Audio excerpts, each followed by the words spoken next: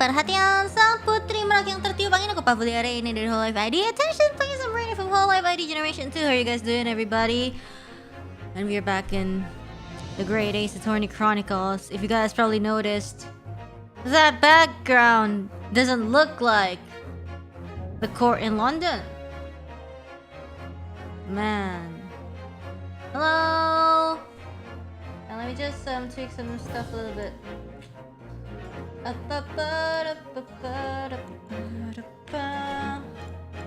Okay, looks like the court in JP. That's what I thought.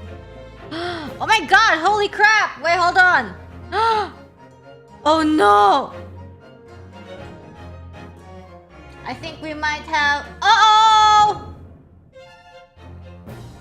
Uh-oh!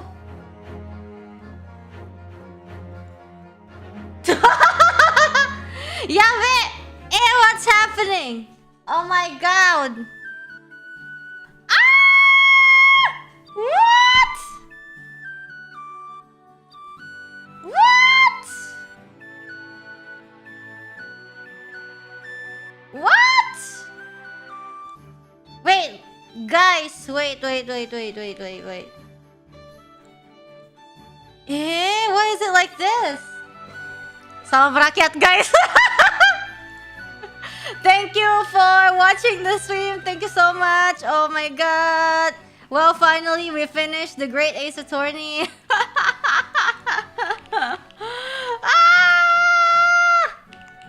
Wow, oh my gosh, we finished it in like 11 minutes. I can't believe it. Wow. Yeah, thanks guys. The finale was very, very unexpected. Ya begitulah guys pokoknya. Can't you just start playing from the last... Okay, wait. Let me see. What a twist! I know, right? Oh my god. Wait. Oh my god! Wait. Can we? Oh, never mind. Yes, guys, wait.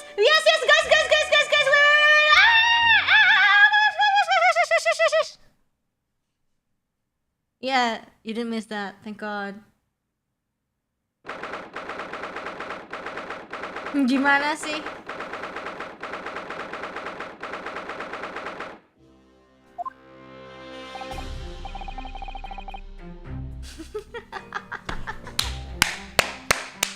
That was close! Thanks for the relax. Today we unravel everything. Ayo! Panik gak? Panik dong, yalah. I'll be counting on your support more than ever today, Miss Sato. Why is she so sad?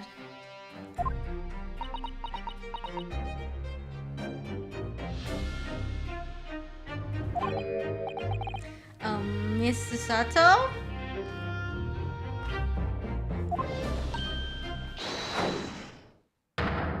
Oh, the takedown. What's the matter, Mr. Naruhodo? Nothing? I was just saying that I'll be relying on your support today, but... Yikes.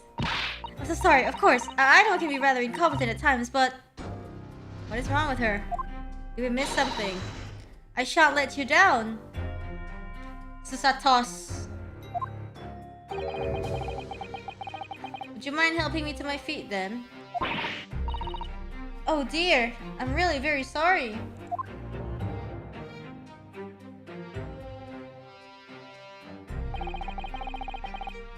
Sato-san isn't her usual self at all. But that's hardly surprising, I suppose. She's just found out that her father is a partner of a world-famous detective. Not to mention... Ah, good morning, sir.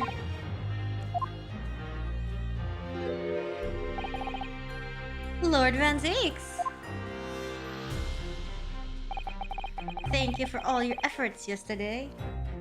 That's it? That's all we're getting?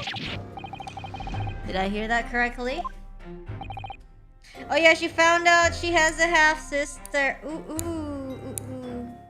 No wonder they're also in Oops. What? Oh, no, nothing. Just, I hope we can clear things up today.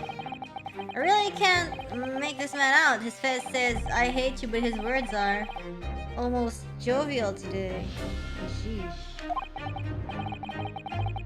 In fact, he hasn't been very Reaper-like at all since this all began yesterday. Well, plot twist! He's not the Reaper. You know that. Lord Van Zieks isn't the Reaper, Mr. Naruhodo. Yeah, exactly. Good point. The Reaper? I suppose in hindsight, I shouldn't have allowed that misconception to go unchallenged. Huh? With my tacit acceptance of that pseudonym, my failure to stop the Reaper becoming something more than a mere legend that led to all this. You don't have to be so harsh on yourself, but also that's kind of true. But you're not to blame for that, Lord Van Zieks. It's only because serious crime in the capital dropped off so sharply when the public started calling you that. That's why you didn't say anything, isn't it? To be frank, I'm not sure that was the sole reason. What do you mean? There was a rumor at the time that the Reaper was really the ghost of my late brother. OMG, what if? I mean, it's not the first time we see supernatural stuff in Ace Attorney. Would be pretty cool. But probably not. Because his brother's like a good person. I think. That having been slain by the evil killer, Clint's restless spirit returned to some sort of demigod. A little bit too far on the fantasy. To wield a deadly bladed justice where I, by dint of the law, could not. Yes, you've heard that story too. When I lost him, what happened? Oh, they look alike. I felt as though I lost my guiding light. I didn't know where to go or what to do. And so, in some small way, I wonder if perhaps those rumors made me feel his absence a little less keenly.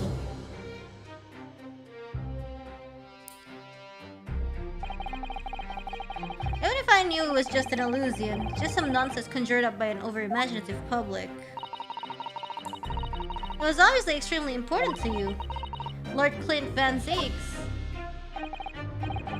Well, what's important now is uncovering the truth, that's all that matters. I know that you didn't take anyone's life. Yeah? And I intend to prove that beyond a shadow of a doubt in court today. I never thought I'd say this, but I can see it in your eyes, that burning desire to cut through all the lies and deception. Wait, hold on. Kenapa sih? Nyebelin banget. Okay. You are a lawyer of absolute integrity. Thank you. Burning desire in his eyes. So spicy. Now tell me, why do I detect the scent of expensive tea leaves in the air?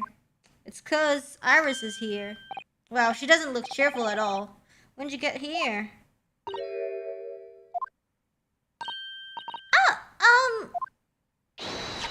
I brought you one of my special blends. Hurley loves it. He says it helps him to clear his head. I thank you. Oh my. Oh, hee hee. That's surely the first and last time I'll ever see a sight like this. You seem different today, Iris. Oh. Sort of subdued, I suppose. Well, nobody could blame her. I am not. What happened yesterday is obviously still playing on her mind a lot. She's clearly very troubled about having stolen that autopsy report from Dr. Sai's laboratory. Oh yeah, that happened. Alright then, good luck to you both! I have to make a move now. I'm so thirsty! Hold on, I'm gonna drink some water.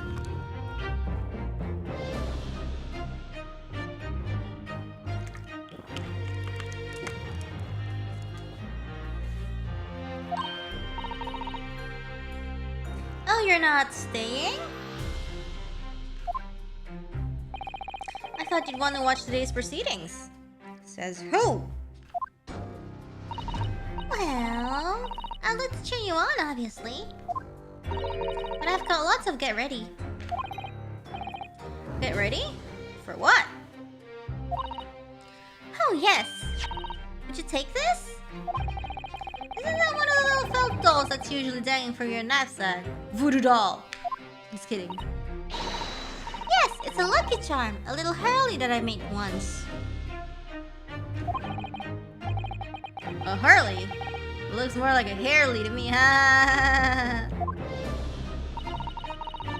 If for some reason you completely ran out of options in the trial today, then just pull this little hurley's ears as hard as you possibly can. What? Pull his ears?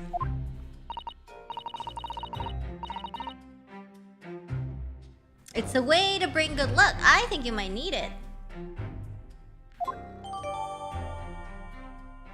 Wow. You think what we'll need is luck? Yeah. I think. I just sneaked a peek inside the courtroom.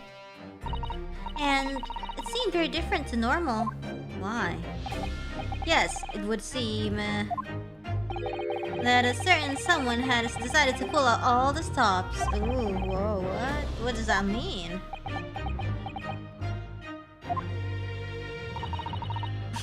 What about Mr. Sholmes? Rips his head off to relieve stress. Let's go. He was out all night. He hadn't come home by the time I left this morning. Maybe he's dead. Just kidding. Oh, I see. Was Professor Mikoto out all night too, do you think, Mrs. Sato? Oh my gosh! Oh yeah, because they were like going on an adventure together. And apparently they didn't come back to their rooms last night at all. Oof, oof, oof, oof. They? Father and Judge Jigoku. Oh no! What is this? Judge Jigoku too? Oh no, this probably has something to do with the case, definitely. That's right, nobody appears to have seen either of them since yesterday. Ooh, my goodness. Counsel for the defense and the defendant. Court is about to be in session. Please make your way inside the courtroom at once. Oh. I don't know, my tongue kind of hurts. I wonder if I accidentally bit my tongue in my sleep or something. Good luck then, Runa. Good luck, Susie. Yes, thanks, Cyrus. And you, Mr. Reaper, I hope it goes well. Once again, I thank you for the delicious tea. It was very soothing. Oh, I'm so glad. You must go inside now, Lord Van Zeeks.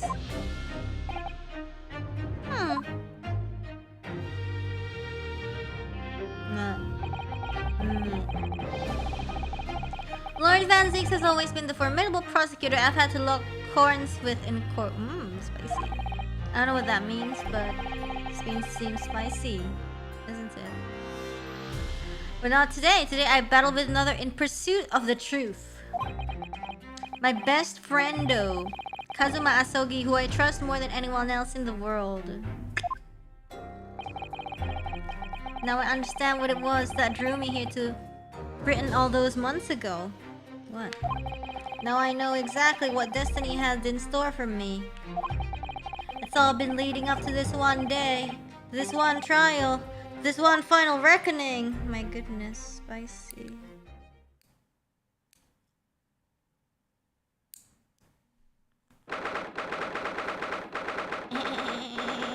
The Old Bailey. No pressure or anything. My finger is still very, very sore. Feels even more oppressive here than it did yesterday. There are cold stares piercing me like knives from all sides today. Mr. Garuda, look! Ah! Lord Strongheart is the judge! Are you freaking serious? You are so shady. If Shady had a... I don't know.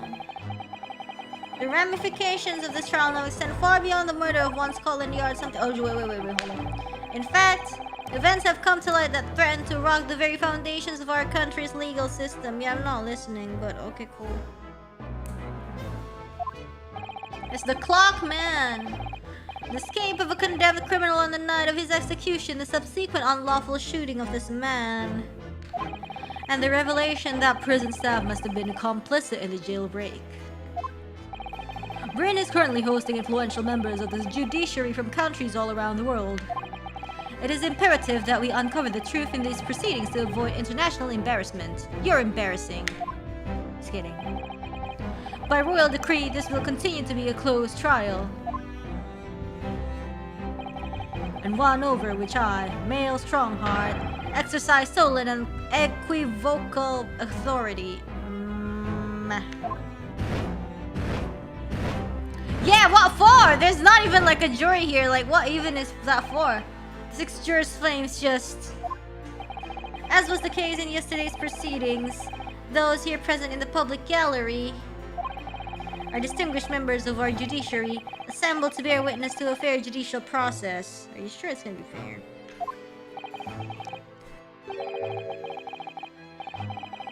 In other words, a collection of your acolytes. Pfft, Lord Strongheart.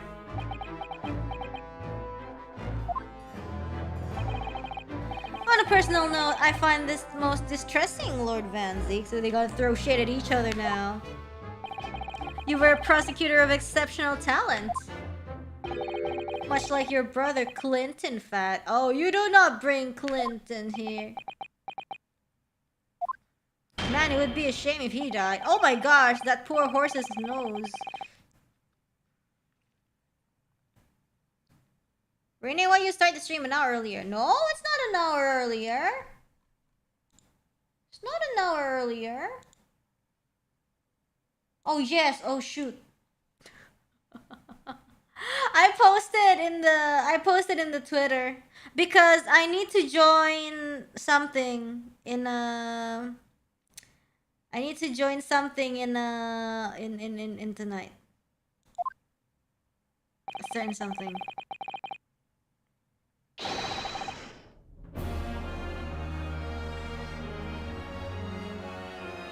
For the trial of Baron Van Zeke, who officially stands accused of murder.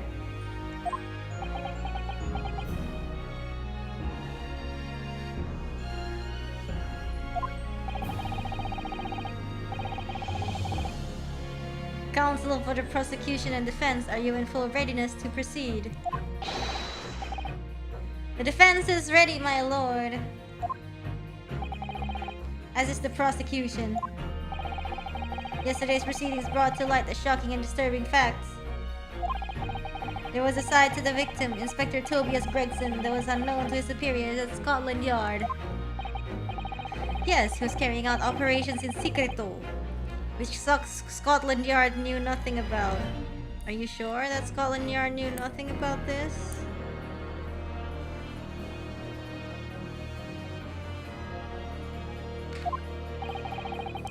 Greg.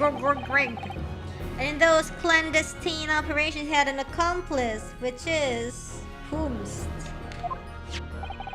Mr. Daily Vigil, who would be given the inspector's identification and present himself around the capital in order to establish credible alibis for Greg. In that way, Gregson appeared to be carrying out his regular Scotland Yard work when in fact he wasn't. Ooh. At the end of yesterday's session, Mr. Vigil, who had been suffering from amnesia, gained his memory. What is with everybody and amnesia in this story? It would appear he buried his memories of the time deep inside himself as a means of self-preservation. I mean, I understand though. If I was in the same position as him, I would, you know, I would forget. I would want to forget. Because Vilsey was engaged as chief warder at Barclay Prison, he abetted the convicts' escape. But what if it wasn't really him, you know? What if?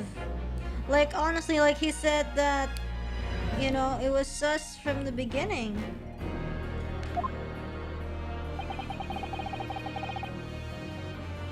Mr. Vigil is currently recuperating at St. Sinner's. He's recovered enough to give a signed statement about his movements on the day prior to the incident.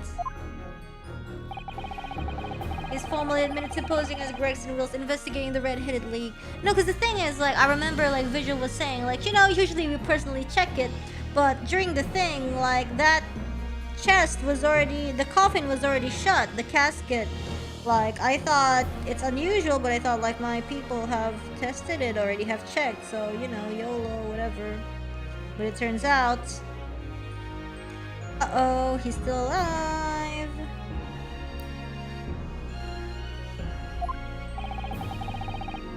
Which brings us to the crucial issue of the victim's time of death. The defense yesterday proposed the suggestion that the victim may have been killed one day earlier. Okay.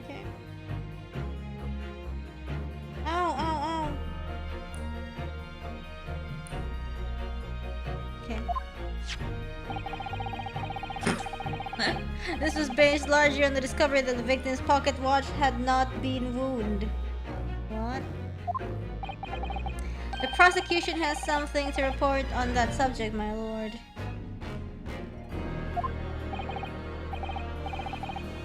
Really? Go ahead, Prosecutor Asogi. I met once again with the coroner yesterday to discuss the issue.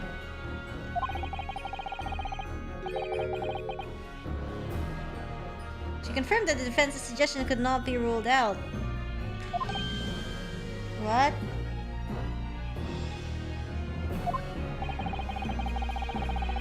It's entirely possible that Inspector Gregson was killed on 31st October. Ah, Halloween! Just kidding. But it is Halloween, though. The day before his body was discovered.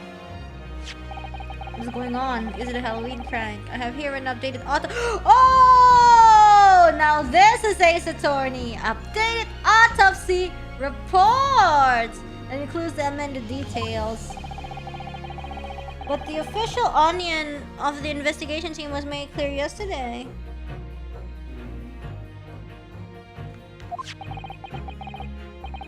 Yeah, that the time of death was 5 p.m. on 1st November. There are indications of an attempt to disguise the real time of death, however. My goodness.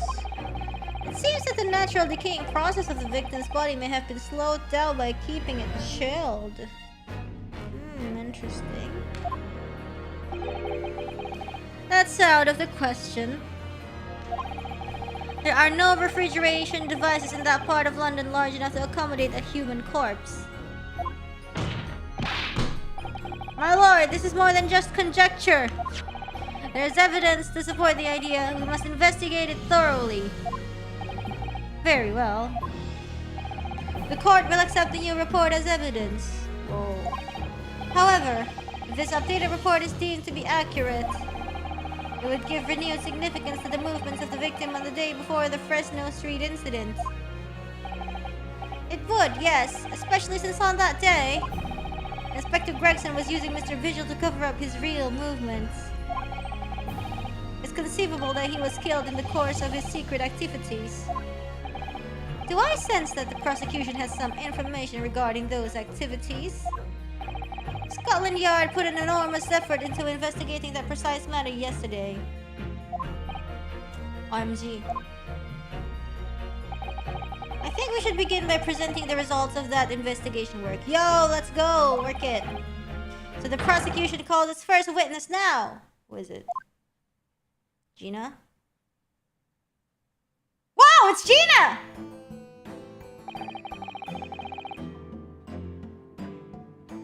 State your name and occupation for the court. Inspector Gina Lestrade reporting. Representative of Scotland Yard. A self-conferred rank? Never mind. What did she say? Hold on.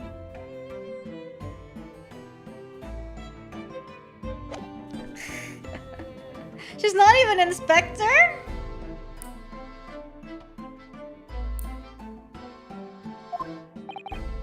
Gina, again? What's your problem, Otto? What's with that, Gina? Again? Look, eh? Boss meant the world to me. He done more for me than anyone else ever did.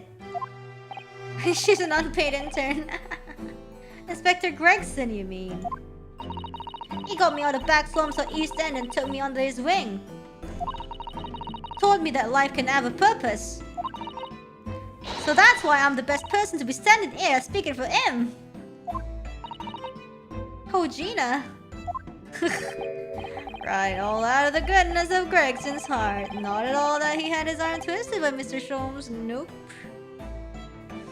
Ow. What's relevant to these proceedings is that the outcome of Scotland Yard investigations yesterday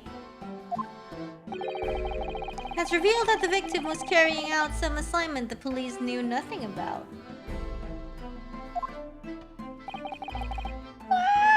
Very troubling indeed. That face! Lord Strongheart knew! Since when are you an expert in reading faces, Naruhodo?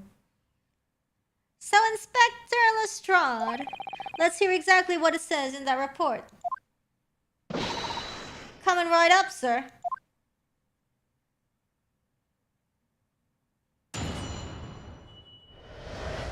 The victim's movement. All Yard detectives are supposed to follow orders and investigate what they're told. But a little search of the boss's office turned up the notebook that had a lot of secret meetings in it. According to that, the boss was looking into some smuggled goods dealings that day. Looks like it was a big job and all, but the coppers weren't onto it yet. What matters most is, there's witnesses what saw the Reaper at the place too.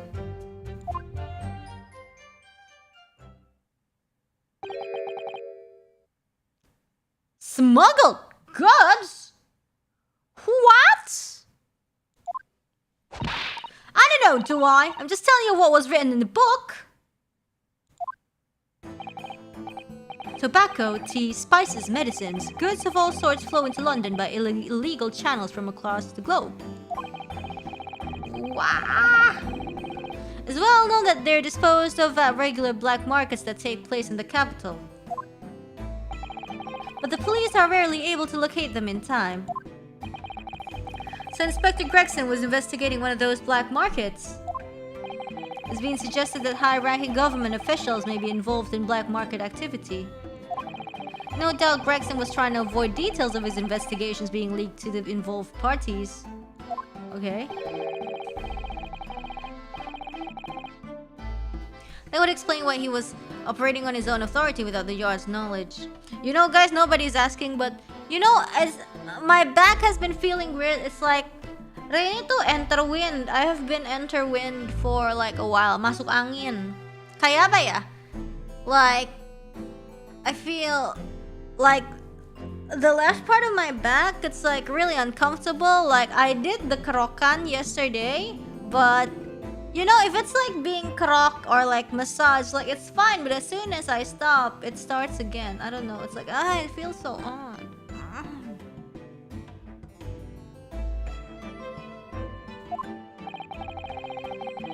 And do we know where the dealings were taking place this time?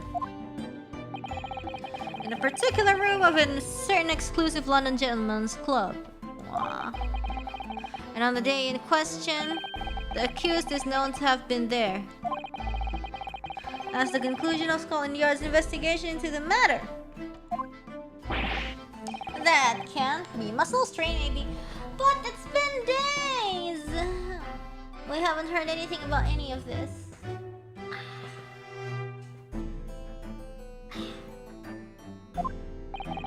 Members of the club have testified to it. When? Chinese therapy of cupping. Yeah, I've never done that before actually. The suction cup thingy. I'm really curious. There's no question. The accused, Baroque Van Zieks, was present. What? There will be very significant testimony then. Oh yeah? Oh yeah, oh yeah. Oh my, but... Lord Van Zieks has made no mention of this at all. Yeah, Van Zieks, what are you doing? In short, Lord Van Zieks has ample opportunity to murder the victim. But does he have the heart? Ow, poor unicorn. Very well then, counsel for the defense, begin your cross-examination. Okay, we will begin the cross-examination. I'm doing my nails.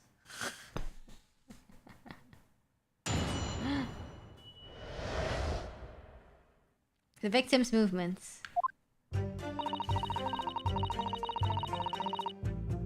Hold it! So, you follow orders, do you, Gina?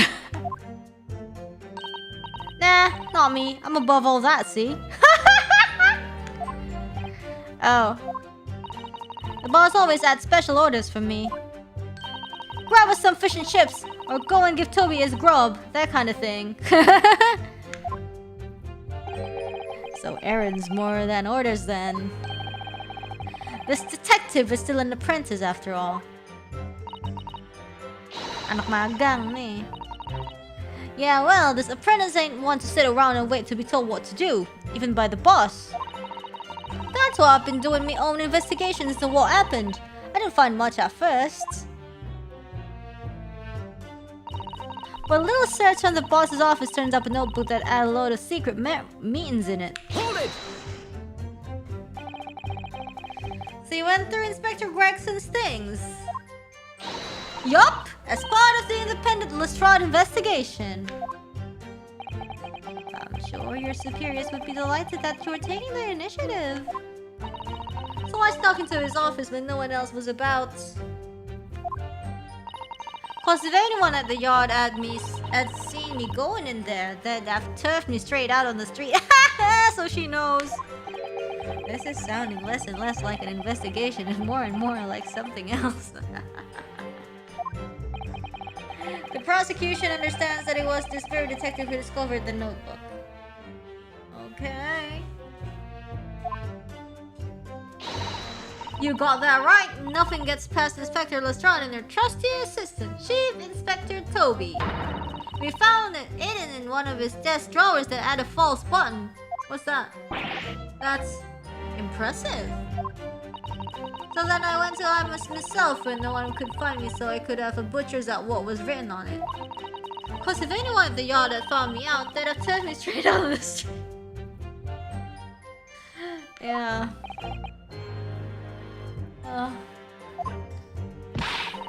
I've given in it now, though, ain't I?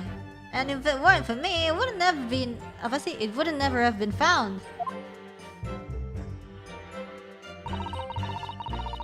According to that,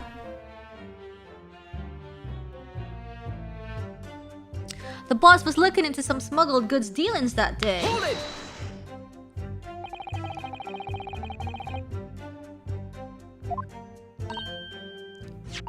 It was all there in the boss's notes. Let's see if I can remember. As I already said, the illegal dealings were due to take place at a gentleman's club. Yes. But I was hoping to find out the name of the club. That won't be necessary. What? Because there's only one! It's conceivable that the club might be used again by the smugglers in the future. Therefore, the prosecution has been asked not to reveal the name in these proceedings. Huh? Has been asked by who? I don't know what all the fuss is about. It's right here. All I've got to do is read it out. Oh, no, and I could too. I've got this reading game buttoned up now. Oh my god, I'm so proud she can read now. Can't I show you what I can do? Go on, what's the harm? The judge hasn't signaled his objection yet, so read it out. Let's go. I could try to find out. What should I do? Insist! This is a closed court. The proceedings are confidential. There shouldn't be any possibility of the information being leaked. As I explained, there is some possibility of politicians being involved in this affair. The prosecution is rightfully exercising caution, I imagine. No, my lord. The prosecution has no objection. Kazuma? Are There's no question that Inspector Gregson was looking into these black market dealings, however. It's not yet been established that he was on that particular trail on the day in question. If the defense requires to know the club's name, the prosecution has no intention of being obstructive. Woo! Let's go, Sheena! Show the world what you can do! Right then! I get to show off me reading skills! She's so proud! Apparently the smuggled goods deal was gonna happen at a gentleman's club called The Grouse. The Grouse? Hold on. My meal is here! Hold it! Never heard of that name before. The Grouse? What sort of a club is that? I ain't got the foggiest. Clubs ain't exactly my thing. She's more into education and reading, I guess. But I am kinda curious. They're not places where a foreign student like you would be readily admitted. You're a foreign student! Shut up, Kazuma! Have you looked in the mirror recently? Exactly. I tell you what. Me and Chief Inspector Toby could go in undercover. Could you though? I could pick out a few good marks and see what else I can find out while I was in there. I really don't think you should go picking out anything. Anyway, that's where these black market dealings were going to take place, is it? Yeah, it's gotta be. That's what the lower ranking detectives at the yard reckon. Says the even lower ranking detective. Looks like it was a big job and all, but the coppers weren't onto it yet. Hold it! I'm gonna drink my meal.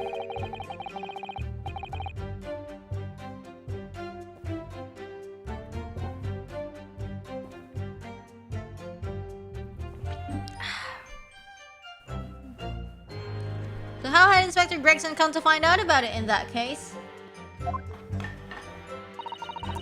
That's the question, ain't it? But I'm just an apprentice, so... And why didn't he inform Scotland Yard of his plan?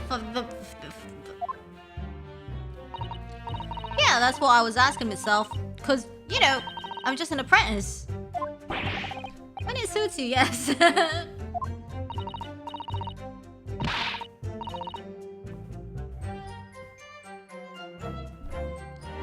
Anyway, the point is something went on at that club, no question. Can't say that for certain though, surely. What matters most is there's witnesses what saw the Reaper at the place too. Hold it!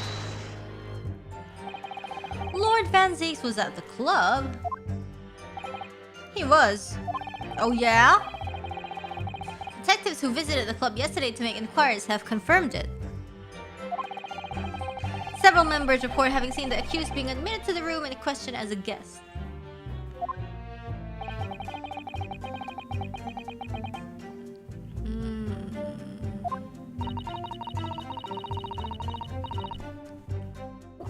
What if he just likes to go clubbing?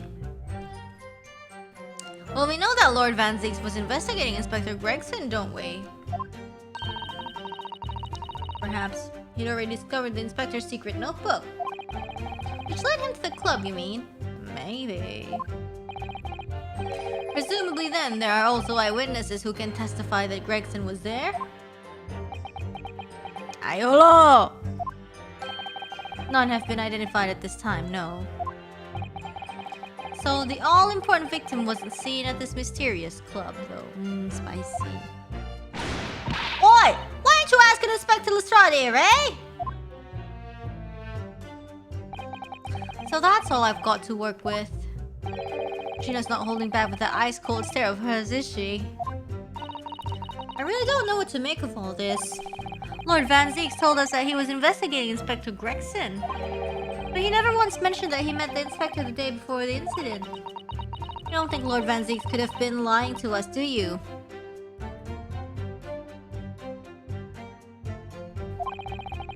That's not the only way to explain this. Oh! If everything Lord Van Zeeks has told us is true, Then there must be a mistake in this testimony somewhere. Huh? There are details we've yet to uncover? Exactement. A clue, perhaps, that even Gina hasn't noticed. That's what we should be... What?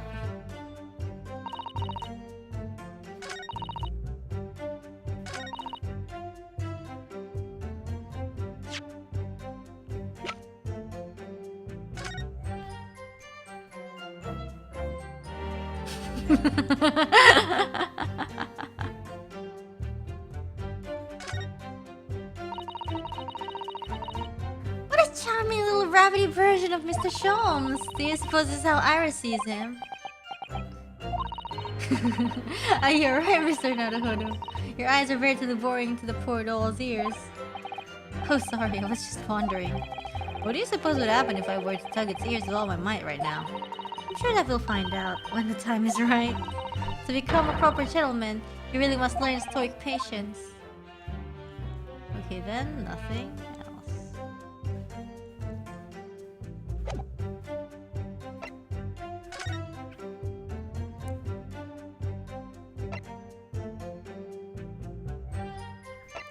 Ink. No internal trauma.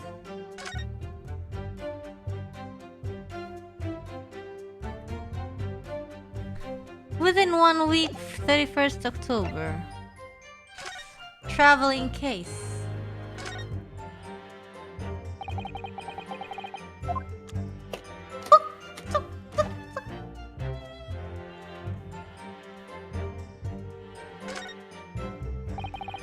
Have you seen this huge gash? That's a knife.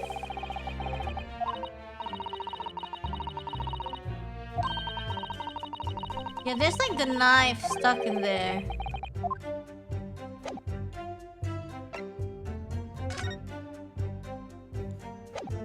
Dang.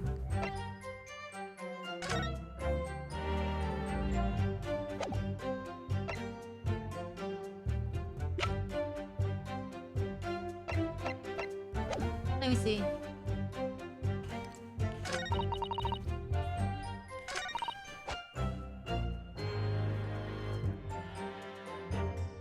When was this?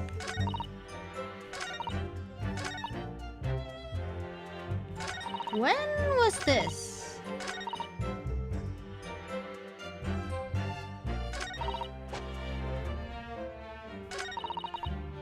Hold it!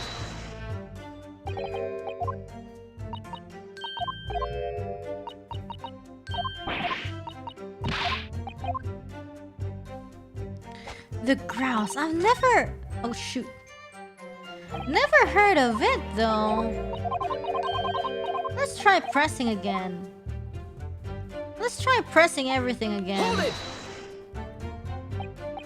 I like, cause I'm afraid it's like one of those stuff. Cause like, honestly. Hold it! Secret meetings.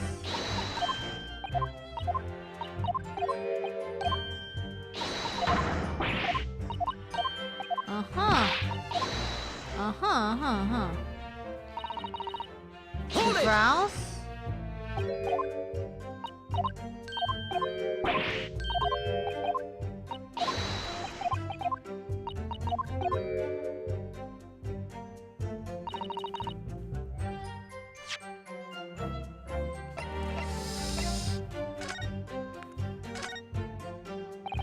Oh, whoops, this is irrelevant.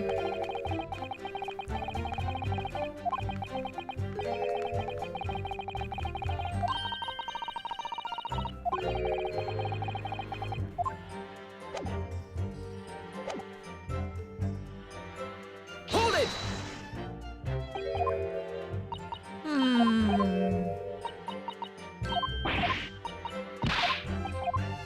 Maybe there's evidence after all. Hold it!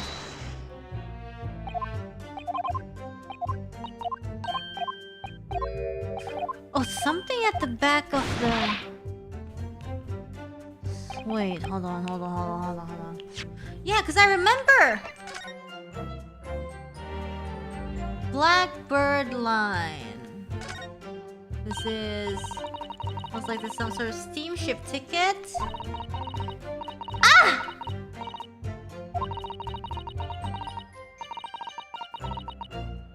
SS Grouse. So maybe it was a ship?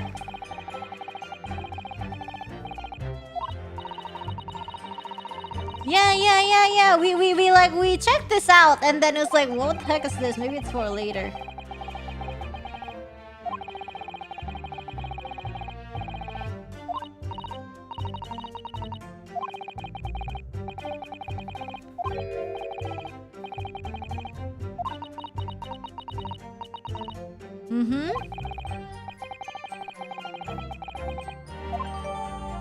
There we go!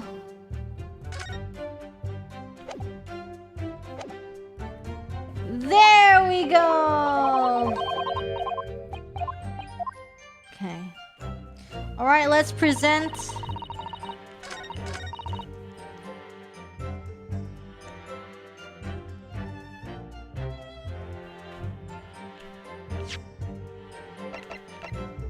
Objection! Afraid about these clubs that exist here in Britain?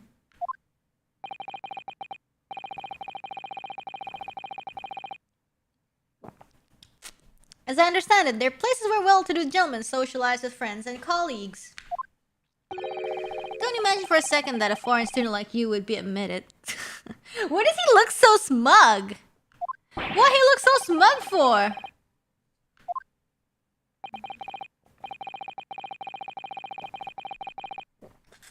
Do we know for sure that the contraband dealings were definitely happening at a club called the Grouse? The police are currently looking for evidence, but haven't found anything definitive yet. And I'm sorry to say that they probably won't. What do you mean by that? I mean, that the place Inspector Gregson was secretly going to visit on the 31st of October is... may not have been a gentleman's club at all.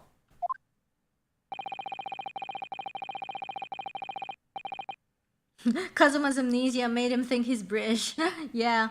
You're showing a very irreverent attitude towards our country's police force, dear counsel. That's because it's facts. If it wasn't a gentleman's club, then what was it? A steamship. You think it's a ship? I have the evidence to prove it here. Let me see that. This dark-suited young man is not in the least bit untrustworthy. No, not that part! The other side, my lord. Be more specific next time. Oh. This would appear to be a ticket for passage upon the steamship, yes. The SS Grouse. Objection! Objection! So there is a steamship named the Grouse that happens to share a name with the club. But I'm afraid to say, there's a flaw in your logic there. I feel like there's a flaw in your brain. How?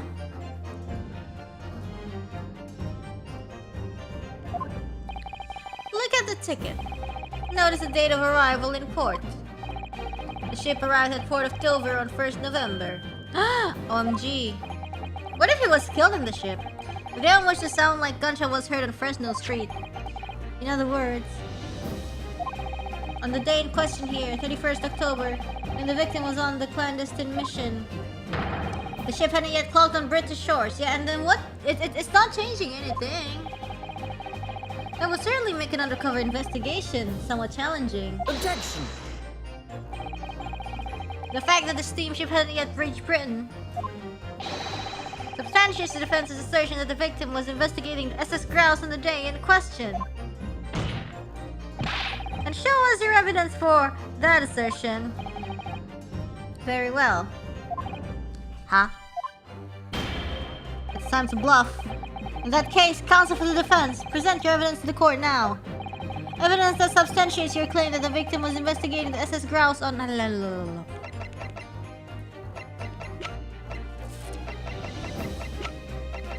This one, I think. Yes! Take that! A passport for travel issued to the victim? Dated 31st October? What are you suggesting? I'm suggesting that just one day before the inspector's body was discovered, there is a distinct possibility he wasn't even in the country. So he's not even like killed in Britain, probably. Order, order! This document is for the passage to France. It does appear to have been officially authorized. The day before the SS Grouse arrived at Dover, it docked on the northern coast of France for a night. According to my father, who was on board at the port of Dunkirk. Dunkirk, France. What could possibly have taken the victim there?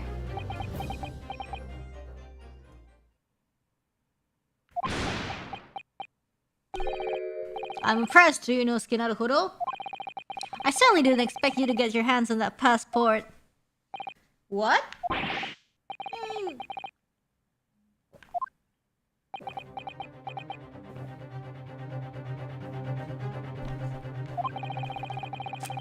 The prosecution strategy for this trial has been laid down by the Crown Prosecution Office.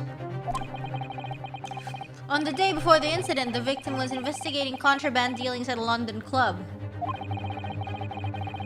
That's the outcome of Scotland Yard's investigations, and the line of prosecution has been asked to follow.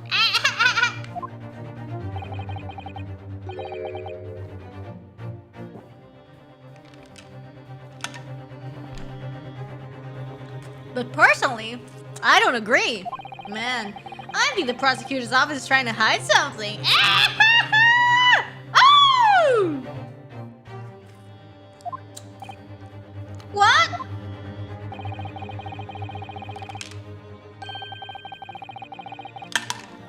And now that you've expertly disproven their assertion, I intend to reveal what I believe that something to be. What are you playing at, Prosecutor Asogi?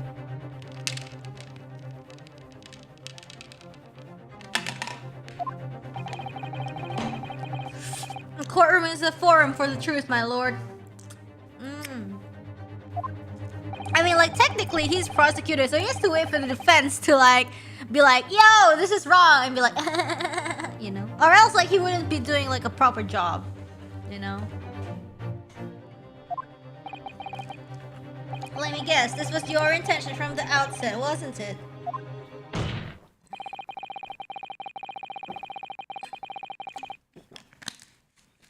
The reason Inspector Gregson secretly made his way to the same ship docked in France on the day in question was to carry out a mission for the Reaper. The what? Gina's like, what? Ow, poor unicorn.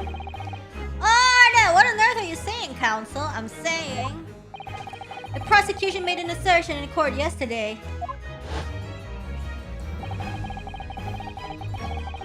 Inspector Gregson was investigating the identity of the Reaper. When he discovered the location of the man's secret hideout, he was killed. But the secret hideout was, as I'm sure everyone can imagine, by the Reaper's hand. But in reality, the truth is the opposite of that. Inspector Gregson wasn't investigating the Reaper at all. He was in fact acting for the Reaper.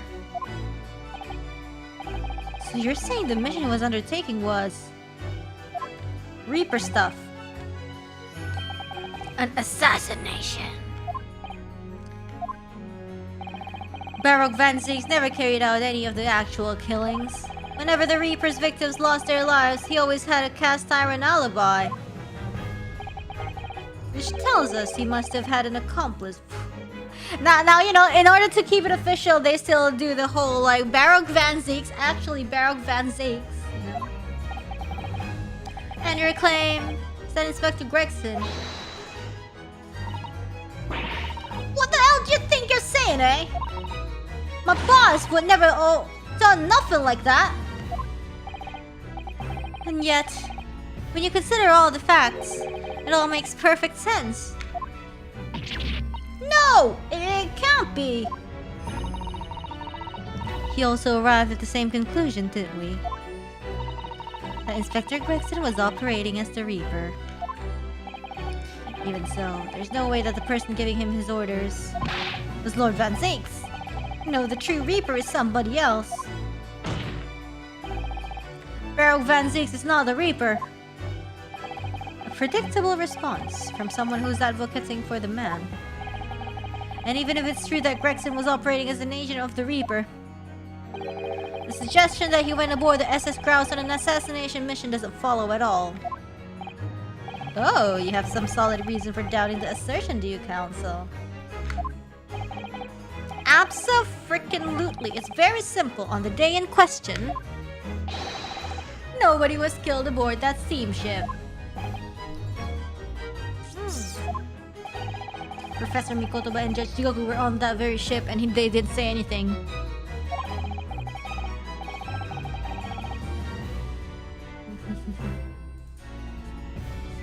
If someone had been assassinated, I'm certain we would have heard about it.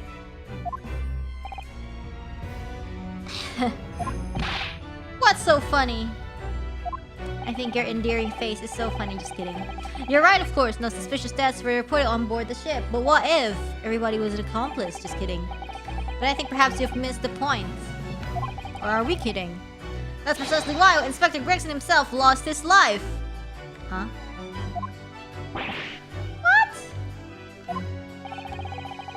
Gregson did board the SS Grouse that night with the intention of dispatching his mark. But his mission ended in failure. Failure? So did he seppuku'd? It seems that the defense hasn't yet grasped a very important detail here. What are you talking about? What detail? Inspector Gino Lestrade. Ah! What? This victim's notebook that you read an excerpt from earlier. That doesn't contain details of secret investigations at all. It describes 10 years of assassination plots to be carried out by the Reaper of the Bailey. What? 10 years of assassination plots?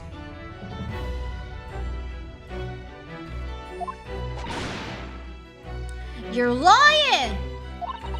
Even if all them bludgers got taken out at it coming.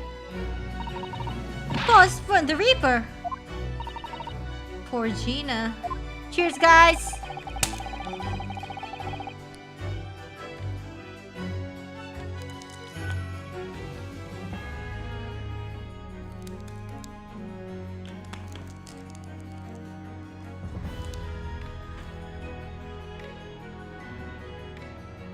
There's no question that Tobias Gregson was heavily involved in the Reaper's activities. You may just be an apprentice, but if you spent any time in Scotland Yard, you must have heard rumors. I ain't heard nothing, and I don't believe a word of it. Then testify again, as a representative of Scotland Yard. Consider it your chance to defend your boss.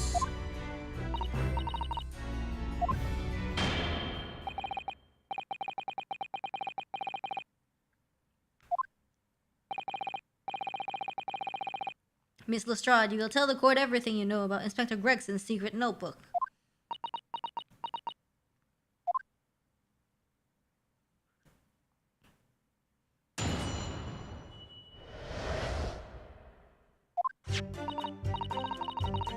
Yeah, this notebook does have a load of stuff about what the Reaper got up to these past 10 years. Names of victims, dates and places and stuff. And the last entry in there was 31st October. It said grouse for the place on that date and then the name of the mark. There was a note about him being a criminal won't go away from the Reaper in the court 10 years ago or something, Matt. But be honest, the boss didn't do none of it. It was just investigating the Reaper, that's all. Oh my gosh. She has a big forehead.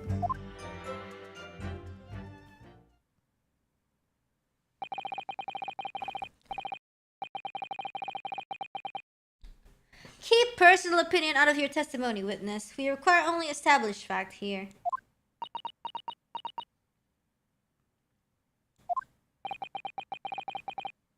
This must be so hard for her. You can't deny it now, surely. Ryu no suke naruhodo. What can't I deny? The notebook contained the name of the final mark and the location where the assassination would take place. That's information that the victim could only have known if he was working with the Reaper. Ah! So who's to be this final mark?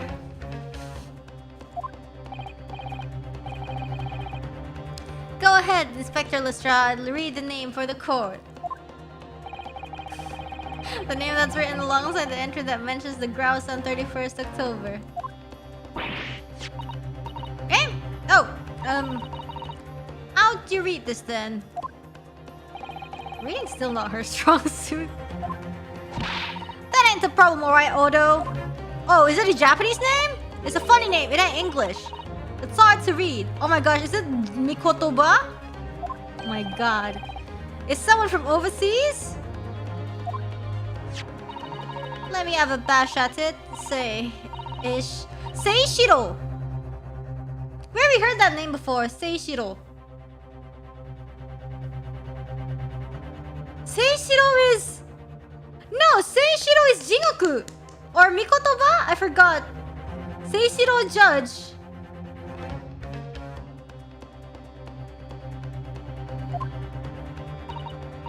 Oh my god, Seishiro! Jingoku!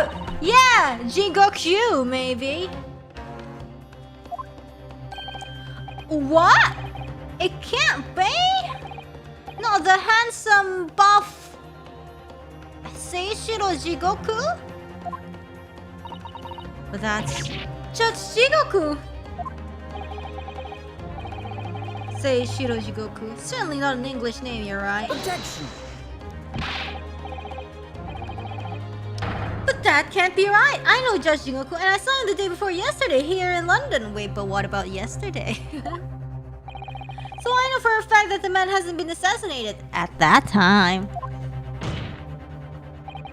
As I said, the Reaper failed. Oh.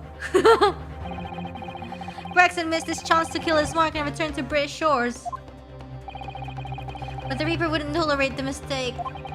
So he killed the inspector. Personally.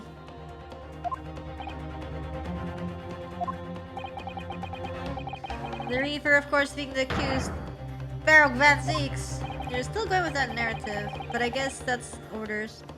It's an undeniably logical argument. No, your faces. Kazuma, you planned for the trial to go this way all along, didn't you? Hold it! Oh my gosh. Whomst.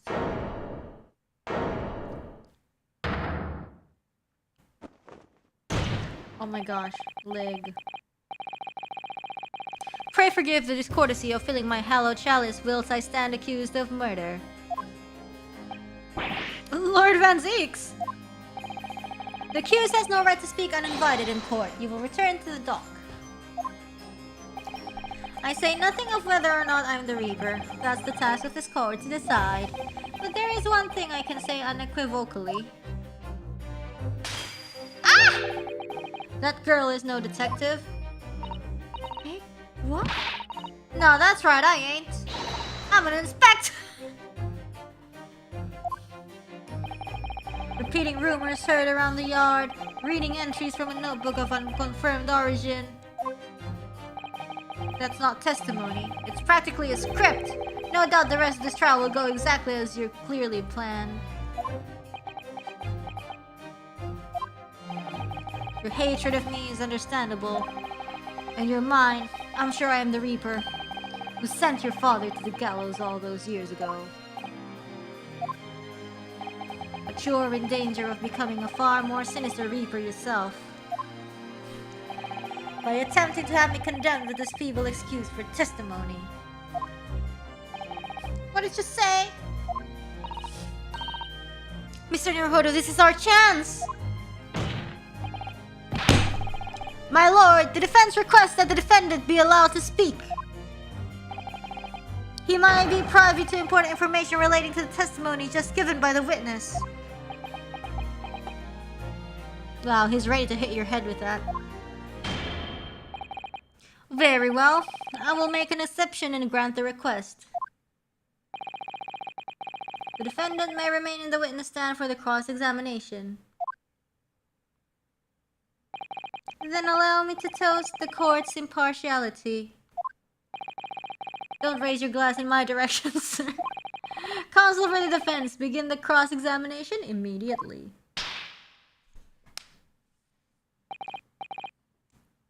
At once, my lord.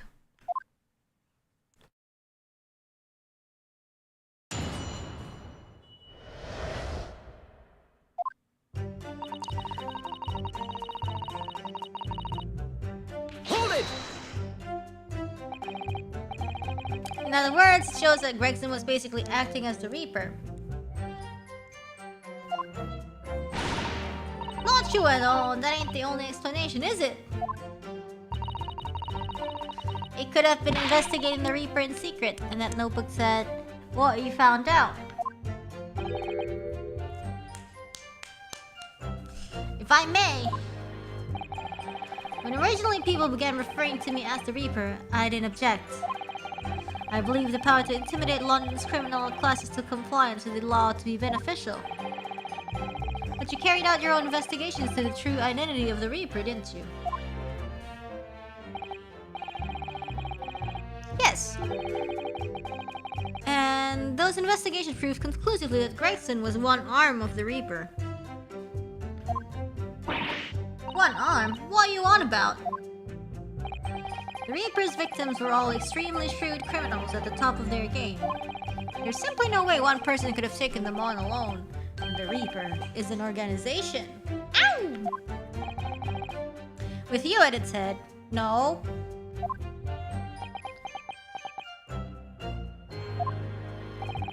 I had spies at the yard keeping me abreast of Gregson's movement, letting me know when he was elsewhere. So I'd been able to check the most recent entry in this book. I knew the location. You knew it said grouse? Van Zeek was like the poster of the Reaper.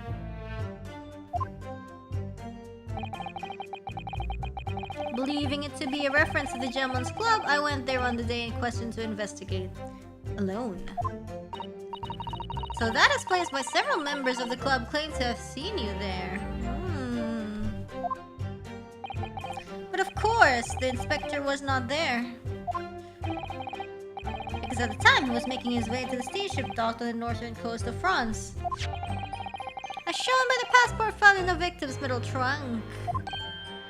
Oh my god! Very well then, back to your testimony about the contents of this notebook. Fine. Is something wrong, Mr. Naruto? You seemed a little shocked by something a moment ago. Oh no, it's alright. I'm overthinking this, aren't I?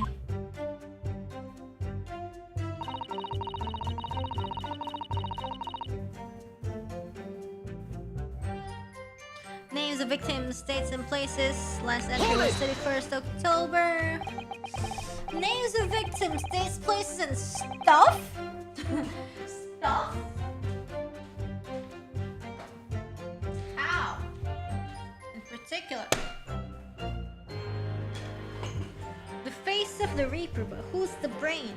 Bold of you to assume. We have brain over here.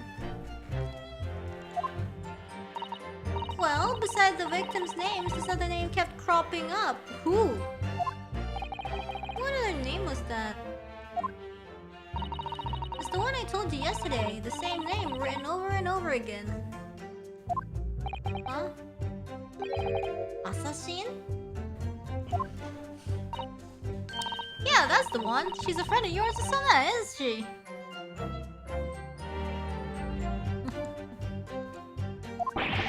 Were you even listening yesterday? Assassin. The assassin. What? Like a killer, you mean? Gregson was a tactician, the one who came up with the plan of attack. They investigated the marks thoroughly, finding out when they would be vulnerable and who to use to get at them. But the person actually executing his plans was someone else, you're saying? If that's true, then the Reaper does indeed start to sound like an organized group of vigilantes. Huh! Then perhaps what it said in the passport document. Permission for the applicant and one additional person to travel. Could that additional person have been Assassin? But Assassin's dead, then it has to be somebody else, right? Gina, can you confirm that? Against the final entry that listed Grouse and Seishiro Jigoku, what name was written? Oh, well, that's the only entry that didn't have a name next to it as it happens. What? It just got like a question mark or something there, I think. In other words, Gregson himself didn't know the identity of the assassin in that case. But Gregson was the one making the plans, was he not? Really? Oh, how infuriating. A nameless assassin.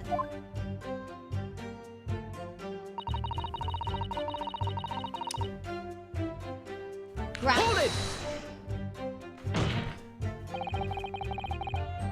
So we're saying the mark listed was Seishiro Jigoku? That's what it said. Funny name if you ask me. Hey. And I thought your name was odd. It's Otto.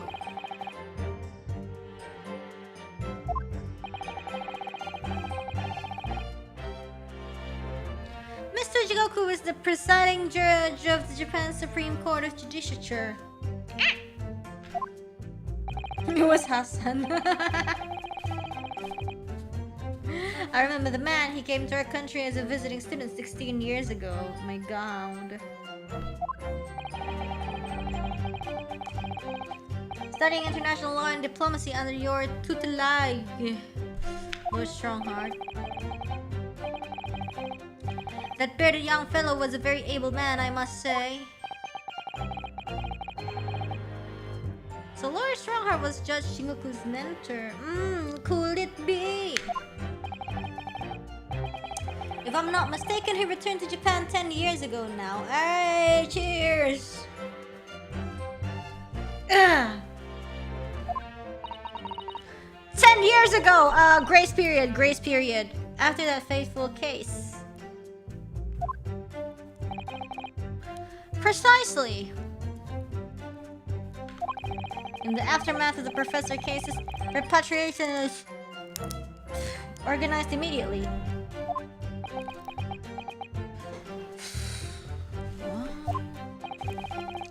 It's a mystery why such a man would be listed in the inspector's notebook.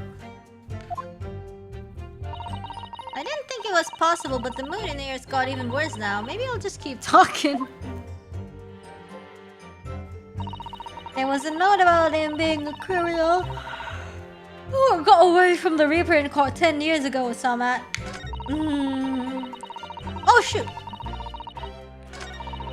Hold it!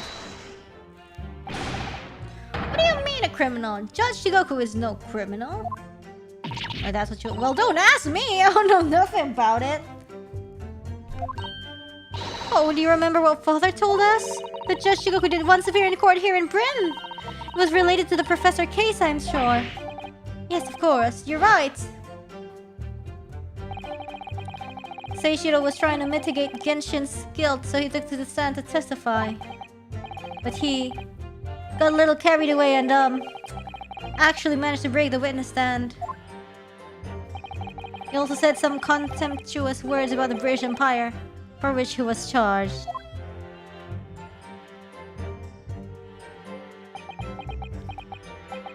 It was a pitiful situation, yes. I've forgotten all about it, but I prosecuted that trial too as it happens. You did? It was considered to be an adjunct to the professor proceedings, you see. But he was acquitted after being told to make reparation for the damage caused to the stand. And there you have it. Have what? Surely the accused hasn't forgotten his own rule. That there's no saving anyone who faces the Reaper in court, guilty or innocent alike. Ah! No! You're suggesting that the reason Judge Jigoku was targeted was because the man was sent back to Japan immediately after that trial. Classy, where are you? Wrong game. But then, 10 years later, Mark returns to Britain once more. Perhaps now you start to see just how vindictive the Reaper is. Come on, that's absurd. To take someone's life for that. That wasn't... Isn't the whole premise of the Reaper absurd? Killing those who have been found innocent. 10 years later counts? Does it count? I don't know. Cheers, I guess.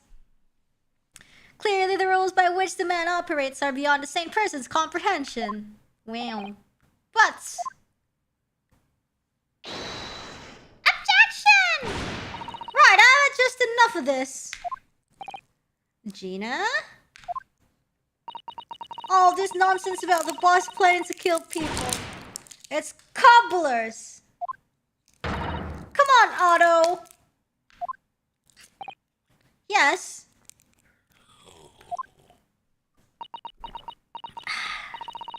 Why ain't you saying nothing? Why ain't you yelling out objection or something? What?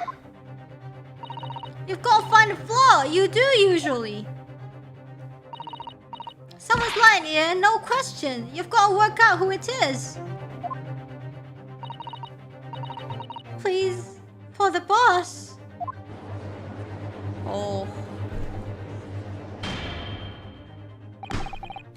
That outburst was an insult to the court and to your own testimony. I might have known that a common pickpocket from the back slums couldn't make a detective. Ow.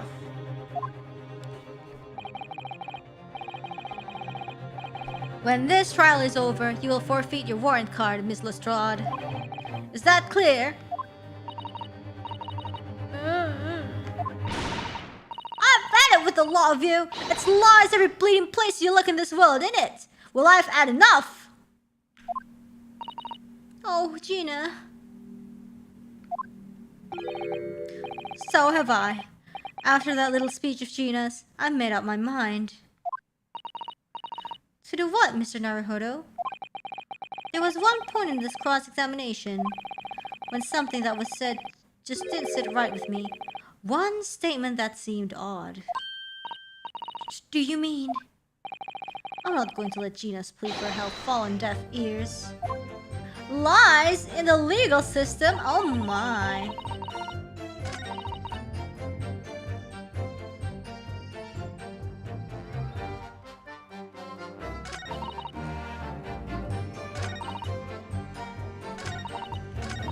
Let's press this one first. Hold it!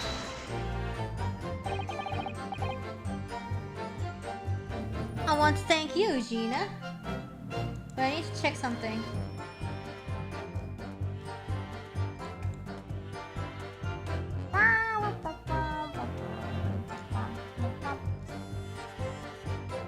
Yeah, I'm still, I want to thank you, Gina. You helped me find my resolve. What do you mean?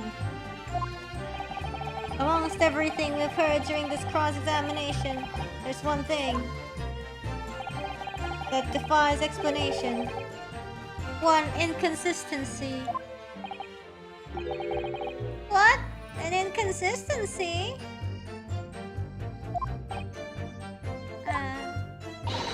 Really, Otto?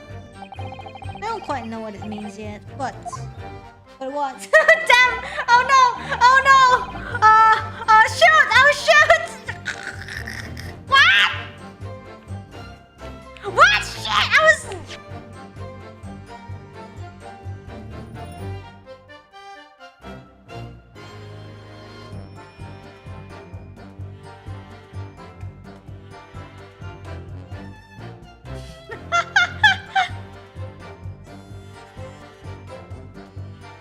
Did you get distracted? I haven't been like concentrating. Surely the accused hasn't forgotten his own rule. Are you suggesting that the reason Judge Jingoku was targeted? The man was sent back, the Reaper had no time to do his work. But 10 years later, the mark returns to Britain once more. The whole premise of the Reaper killings the rules but are beyond a sane person's comprehension. Kazuma! Why is Naruto... Okay, listen. Why is Naruhodo still alive?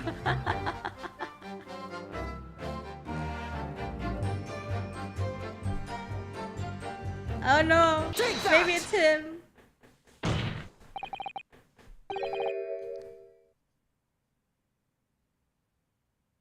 Like Wilson was still killed in Japan. Is this some attempt at filibustering, counsel? Prosecutor Asogi has given no testimony. What are you suggesting I said that was inconsistent? You let something slip that you shouldn't have. When I present the relevant piece of evidence, I imagine you realize what you've done. Oh my god, I have no idea. Okay, it's bluffing time! Very well then, counsel, go ahead. I thought it was about like how Gina and we are still alive. Ha? Apa ya? Gila kali, nggak tahu deh. Mampus lah aku. Aduh. Apa pula?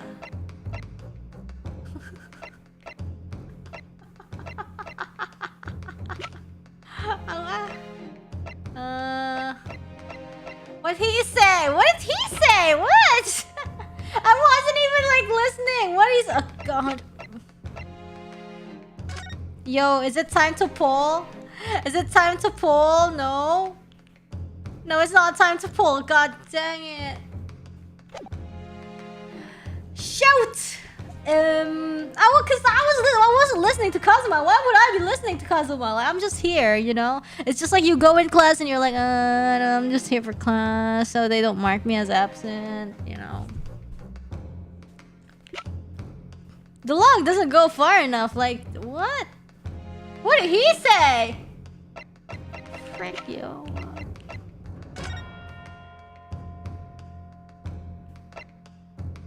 It's about Judge Jigoku, I think.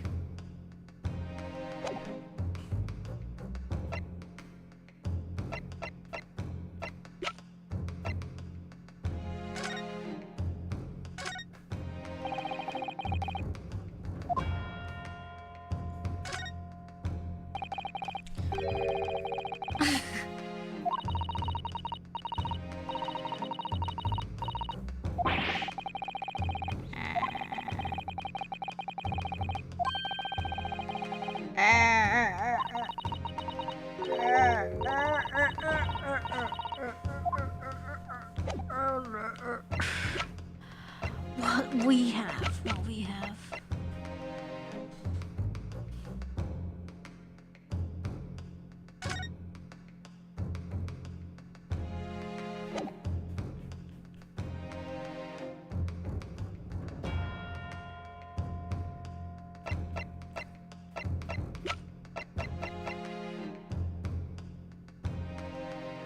The thing is, what did he even say?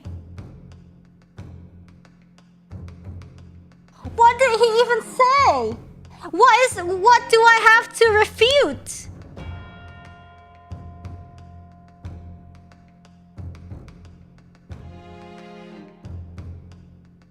Oh, he knows about the trunk, but it shouldn't be possible because it was removed from the scene, but Gina was supposed to be the only one. Like, she's like really possessive of it. We can try the trunk. Take that! Ah! Bluffing. This is a trunk that belonged to Inspector Gregson. A metal construction, is it? It certainly is very heavy. What is this? A blood stain? And a relatively fresh one, too.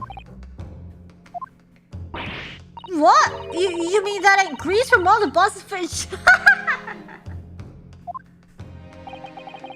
Yeah, there was like a sword, like, you know, like a sword piece, or like a... I thought it was a dagger, but it could be a sword.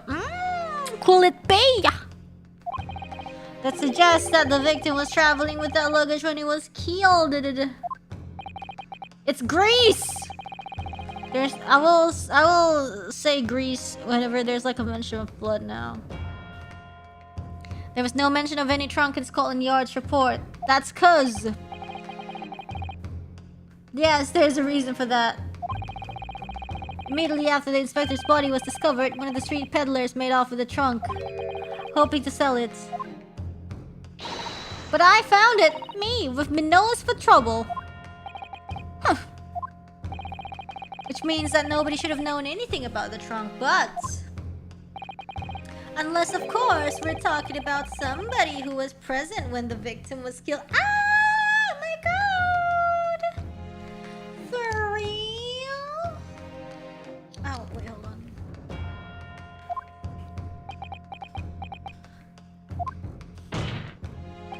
And yet, during the cross-examination of the witness just now, you said this, Kazuma. Because at the time he was making his way to the steamship docked on the northern coast of France. Oh. As shown by the passport found in the victim's metal trunk. We didn't even say anything about that.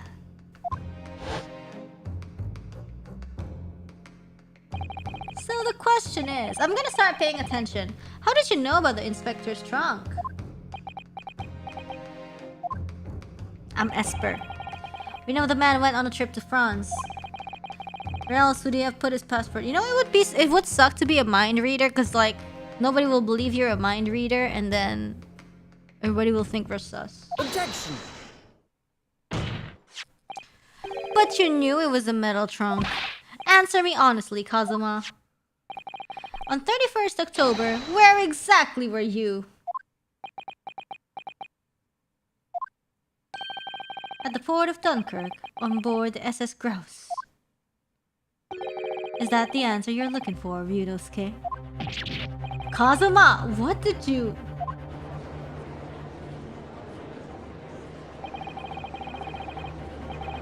I hadn't considered the possibility before, but... if Kazuma was there on the ship, then... it can only have been for one purpose. Oh no, Mr. Naruhodo, surely... Surely you don't think... Come on, Ryunosuke, you know the rules. And so do I. The only thing that really talks in the courtroom is evidence. Ooh. As I understand it, Inspector Gregson always took that case with him when he traveled. So as it stands, you've proved nothing. Kazuma. Are you challenging me to prove it beyond all reasonable doubt? That you were there that day, in the same place as the inspector. He was there? With Gregson? There's a clue that you've overlooked. A secret that trunk can tell us. Yeah, the piece of metal! I can't be sure at this point. I'll need to verify it. But I have a nasty feeling that I'm going to be right. The accusation being made is deeply disturbing, but nevertheless, we must test it. The defense will identify for the court where in the trunk this alleged clue is to be found.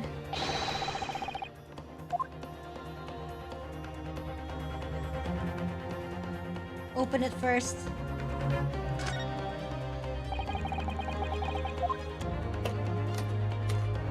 I love this sound.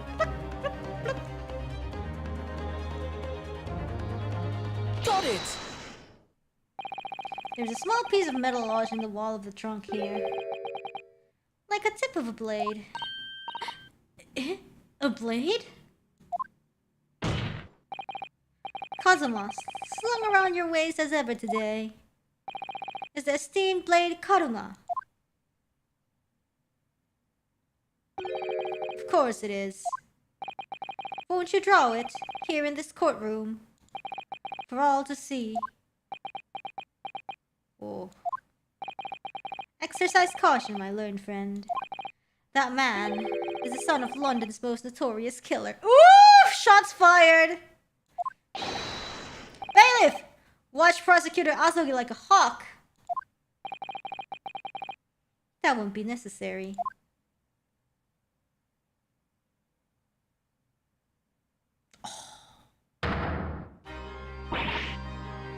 Oh no! The tip is broken. If the fragment of metal from the trunk fits together with the end of the sword, the question of who was there with Inspector Gregson will be answered. Agreed, Kazuma Asogi?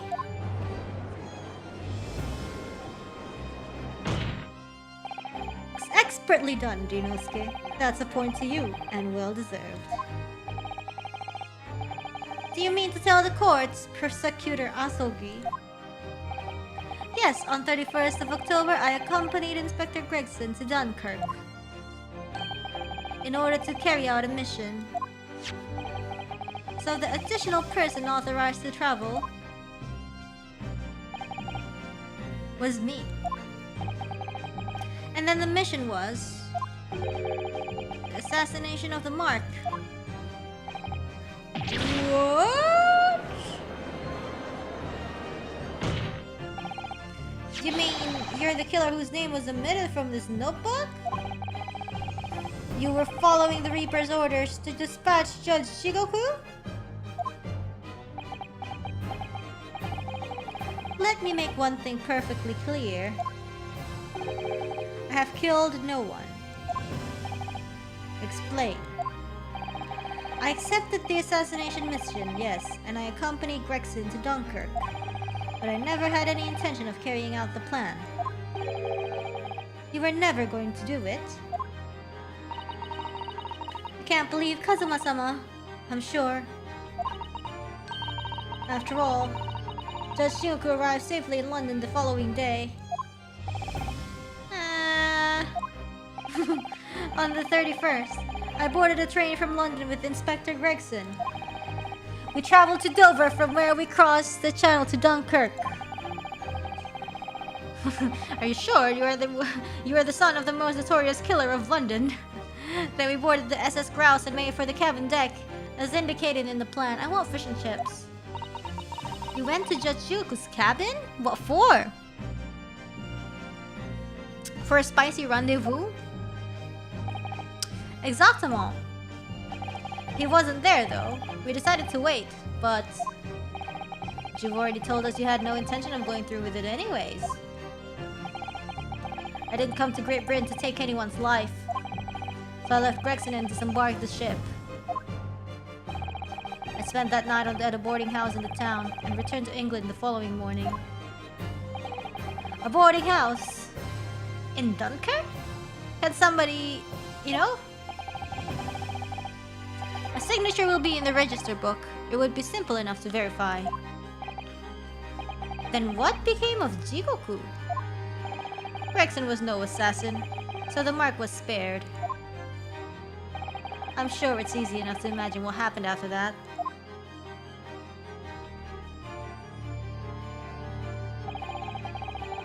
Gregson returned to England as well, having failed to complete the mission.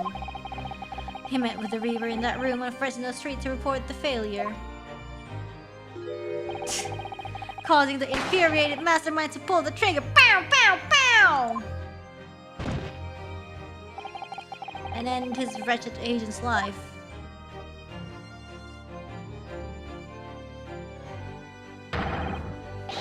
That's the real truth behind Inspector Gregson's murder. Objection! Kazuma's headcanon. But if you did nothing as you claim, how did the tip of your sword come to be lodged in the inspector's trunk? I don't need to answer that. The victim was killed by a gunshot. A small fragment of a Japanese blade isn't relevant to the case. Yeah, like, cool story, but why is your blade in Gregson's trunk? Exactly. son. Oh, my hand slipped. Whoopsie. Phew. We were just sparring, you know. And accordingly, I choose to exercise my right to silence on that matter.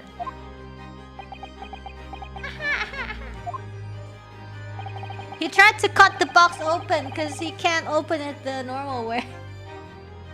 Be that as it may, the court will sequester the sword as evidence. As you wish, my lord. The illustrious blade. We must take immediate action now. To verify whether Station Jigoku remains unharmed. You know when like you open like a can of corned beef? Sometimes like the can has like the key, right? And then you lodge the key to like this protruding edge and you try to like roll it, but the more you roll it, the more difficult it becomes, and sometimes like it would break. So I remember like it was so close, but like not close enough so that I can eat. So because the key is broken and you know we're still halfway, I tried to open it. I tried to use scissors to like grasp the remaining like can and like spin and spin and spin it. It's so hard. Remains unharmed? What? Oh no! Yeah, because they're missing. I agree, that should be our first priority. It recently comes to my attention that he hasn't been seen since yesterday. Yeah? How did you... When a foreign dignitary invited to Great Britain goes missing for 24 hours, it's only natural that the question of his safety should arise. You don't mean to say... But you think Judge Jigoku may have been killed? The Reaper has more than one assassin at his disposal. And he has the power and influence to give orders from the inside of a prison cell. Isn't that right, Lord Van Zeeks? Oh, so the son of the most notorious killer in London is now asking me a question. If I were truly the Reaper, I'd be able to tell you.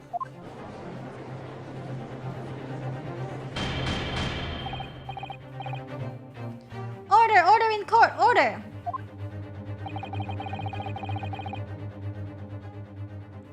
We'll take an emergency recess for 30 minutes. Now? Guests of the symposium have been told to maintain regular contact with the organizer's office.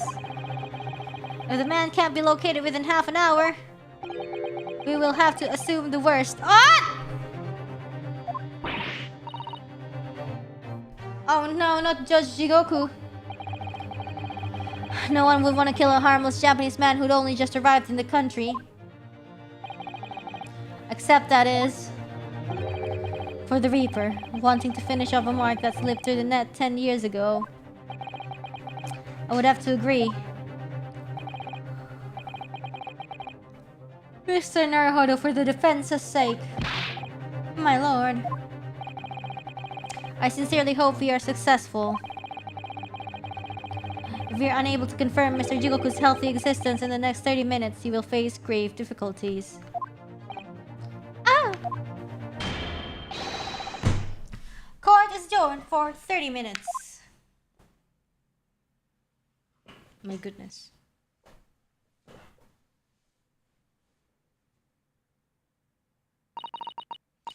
Kazuma-sama, the Reaper's assassin. I feel as though I'm in a nightmare. I can't hardly believe it either. But on the other hand, Kazuma is in the habit of making up stories, so... Oof. I have such a terrible sense of foreboding. If something awful has happened to Judge Jigoku, then I feel as though things will only spiral further and further out of control. I felt it from the moment I stepped into the courthouse this morning. A strange sensation that we were careering towards a foregone conclusion. Well, in the worst case, we might only have 30 minutes left. Oof. Unfortunately though, I don't think there's anything we can do but wait now. We're out of options.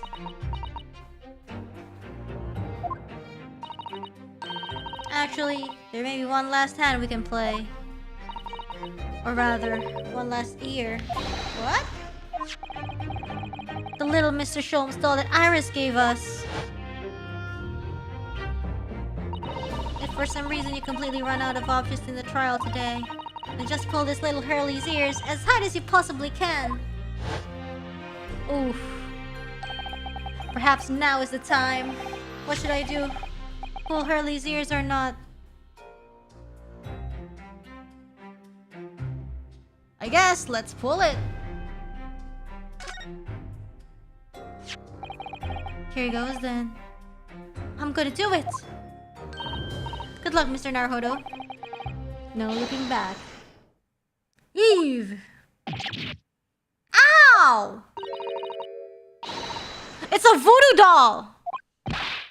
Mr. Sholmes, where are you? Here, my dear fellow, here. It's the felt doll talking!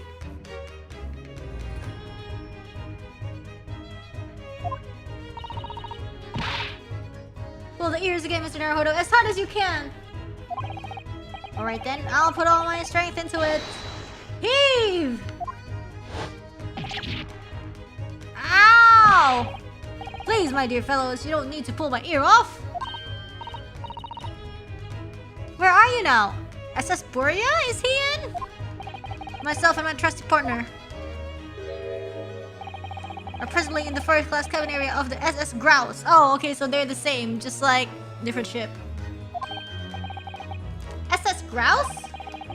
She left over last night after the final pieces of cargo were loaded. Bless me for gacha. Yeah, let's go. We are currently docked at Dunkirk, but due to the underway again in a half an hour. In half an hour? You've taken a ship to France? Please, even with my athletic prowess, I would struggle to jump the Straits of Dover. After we left Baker Street last night, hurried by cab to the station and by train to the port. In order to board this vessel in time. So you mean you'd already worked it out? The steamship was where everything really took place. Mr. Naruhodo, pray, what is my name? Herlock Sholmes, world-famous great detective. Recited to perfection, well done. You're a genius, Mr. Sholmes. That's the only word for it. Oh, ow, ow. Ow, ow. Mr. Sato, gently with this genius's ear, please. Oh my, I'm ever so sorry. If I may, Sholmes. Oh, who's that? Ah, there you are. Mikotoba! You may remember that it was in fact I who made the connection to SS Grouse. Oh, dang! They were already onto it for the stuff from the start! Dang! At Scotland Yard yesterday when we examined that notebook and I recalled my steamship ticket. But of course it was, my dear fellow. And not once did I controvert that fact. I merely had our court-bound companions utter my name. Yes, you did, didn't you? We've just entered a recess. The trial resumes in 30 minutes from now. And if we're unable to present any new leads then, I'm afraid to say... Do not fret, please. It's for precisely that purpose that my partner and I have made this journey. I have no doubt we shall have welcome news for you within the half hour. Thank you, Mr. Sholmes. That would be wonderful. Until later, then. Yes! You'll be hearing from us if you're not in touch first. Ow, ow, ow! I shan't be hearing anything if you keep tugging my ear in that mindless fashion. Whatever was the idea behind making your receiver operate in that way in the first place, Sholmes? Why the deuce would I know? It's Cyrus's invention, not mine. Whoa, that's so cool. Whilst I know how much you enjoy being the hero of the hour, Sholmes, we have but half that now before the grouse puts to sea again. If we don't conclude our investigations rapidly, we shall find ourselves in the Naples before long. There are times, Mikotoba, when you make a surprising amount of sense. What? So, let us begin. Are we? First class cabin number 2. Yes, this is the one. But I don't believe in investigation until the cabin is going to be plain sailing. That crewman standing in front of the door is an angry-looking fellow. While you are loitering here, who are you? My dear fellow, do you not recognize a world-famous great detective when you see one? The question really ought to be, who are you? Do you not recognize what traveling great sailor's chicken stroganoff when you see? Oh my gosh, what? Why does his arm say Sholmes? Look, it's beef stroganoff's brother. It's chicken stroganoff. Great detective. Ha! I don't think so.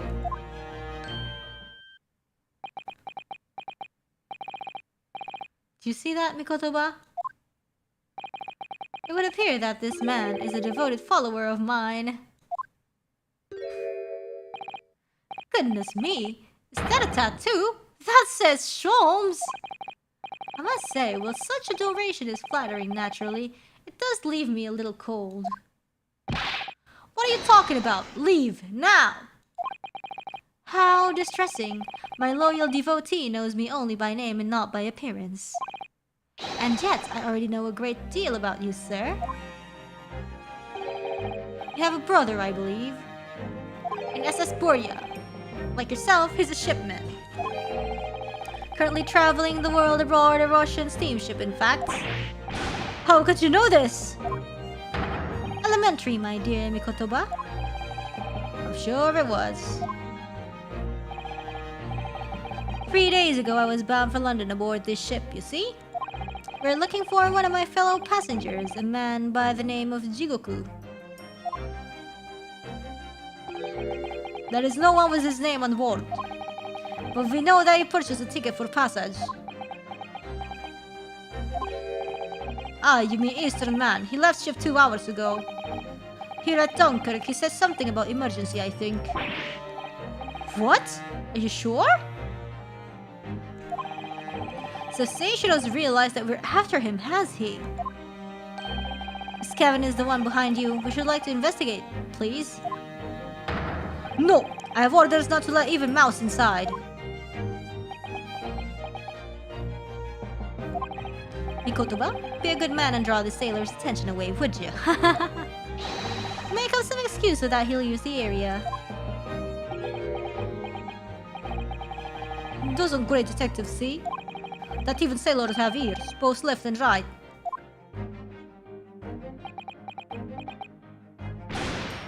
Curses! The plan is ruined! And you have only yourself to blame, I'm afraid, Sholmes. Forget it, cabin door is locked. Even if I am not here, you cannot get inside. Mikotoba, I'm sure you haven't forgotten my special talent, have you? Opening any lock? Within a mere 5 seconds.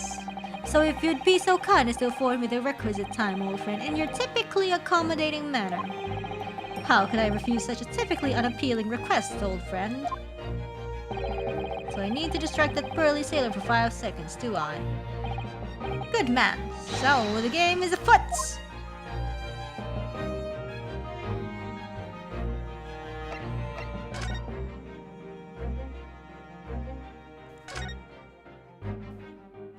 What's this?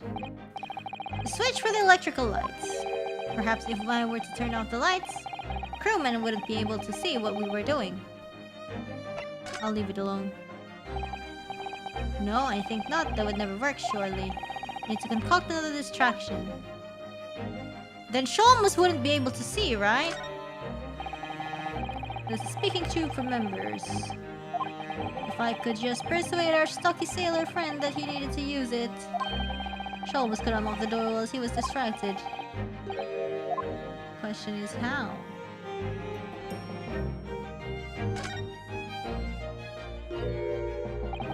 He's like a Neo-Temple Guardian statue, this fellow, the way he's glaring at us so fiercely.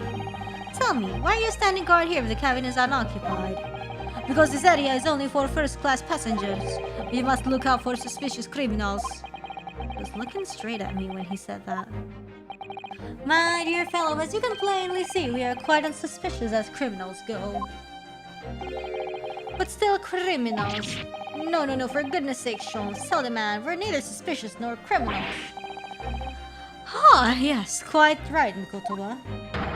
Curses, the seaman is far too able for his own good.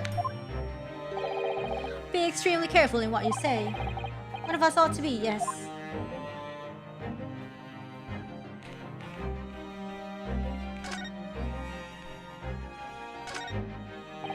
This would appear to be an alarm bell. All hell would break loose if this thing were to ring. The whole crew would know about it. Set it off. Here goes then. Pardon me in advance. Yo, what are you doing? If I were Ratsi, that would be a very bad problem. What's going on down there? Seaman Stroganoff, report at once. Sorry, sir, nothing to report. It was just a stupid trick. No, not by me, by world famous. No, as I told you. Now, Sholmes, no! Done. Not even 5 seconds, eh? Don't stand there gawping at my brilliance, Mikotoba. In we go. Oh, yes. Let's go.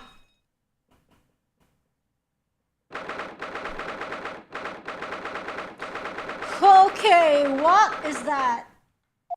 What was taken off that wall? Good gracious. It would appear that the occupant of this cabin did indeed disembark rather hurriedly. Those clothes on the floor there, they're Seishiro's without question. Well, it seems we are just a little too late. Yes, by about 2 hours. Still, whilst we're here, we should investigate thoroughly. There may well be 2 hours worth of clues to find in here. That burly crewman might return at any moment, Sholmes. Indeed, he may. Which makes this all the more thrilling. Oh.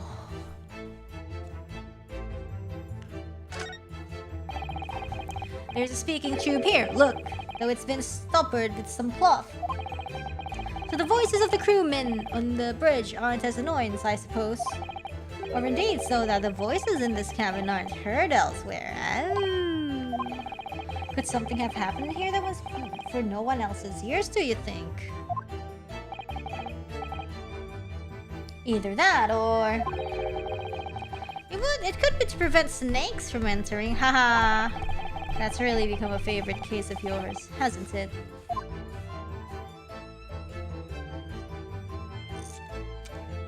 Let's look around. What is this? The wall is a slightly different color just here, do you see? Indeed, what you have observed arises when a frame that has been hanging for some time is removed. Perhaps your friend is an art thief. Now there is a bold deduction worthy of a great detective, I'm sure. He may very well be the elusive thief who has been plaguing France's galleries of late. I think perhaps we should focus our attentions elsewhere, Sholmes, don't you? That outline on the wall. I feel as though I might have spotted something of a similar shape and size elsewhere. These are the rules of passage. Passengers must not keep weapons or other dangerous objects in their cabins. Pets are also strictly forbidden. Additionally, there are severe punishments for stowing away in wardrobes and/or travel cases. I feel the rules have increased since I last read them. Probably just my imagination.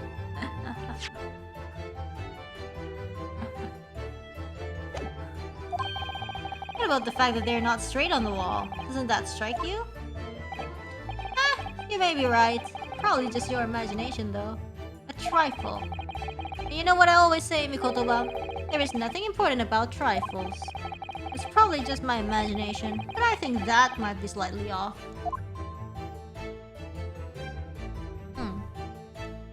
Interesting. According to the report I was given, Naruhodo was concealing himself in Asogi's wardrobe. Indeed he was, and it was of a similar size to this one. Ah, you must climb inside yourself, my dear fellow. What? Whatever for? It was the site of my first fateful meeting with Mr. Naruhodo. You can experience the moment for yourself now, complete with my dramatic rhetoric. Come along now, in you go. This will only take a moment. Really, Sholmes? Surely you can just tell me what you said. Well, I uttered some brilliant remark and opened the wardrobe to reveal the stowaway murder. I think I'll just read about it in the adventures of Sherlock Sholmes. Oh man. Hold on. Give me a second.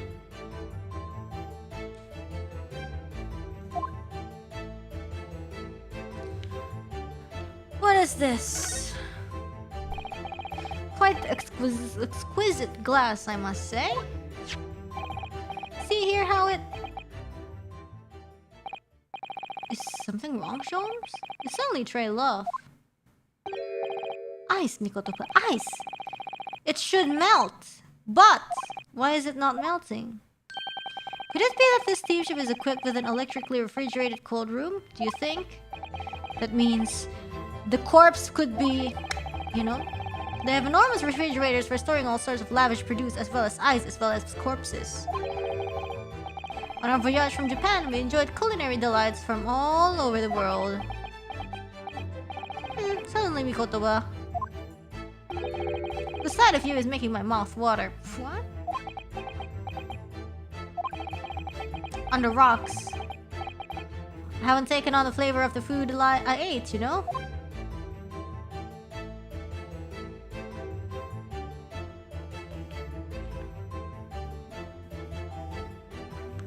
What's in the trash?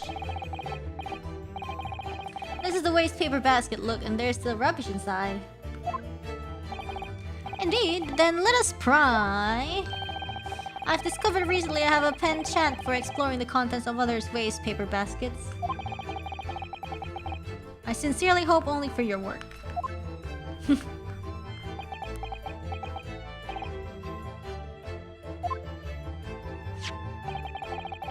Here we have a notice issued to passengers from 3 days ago.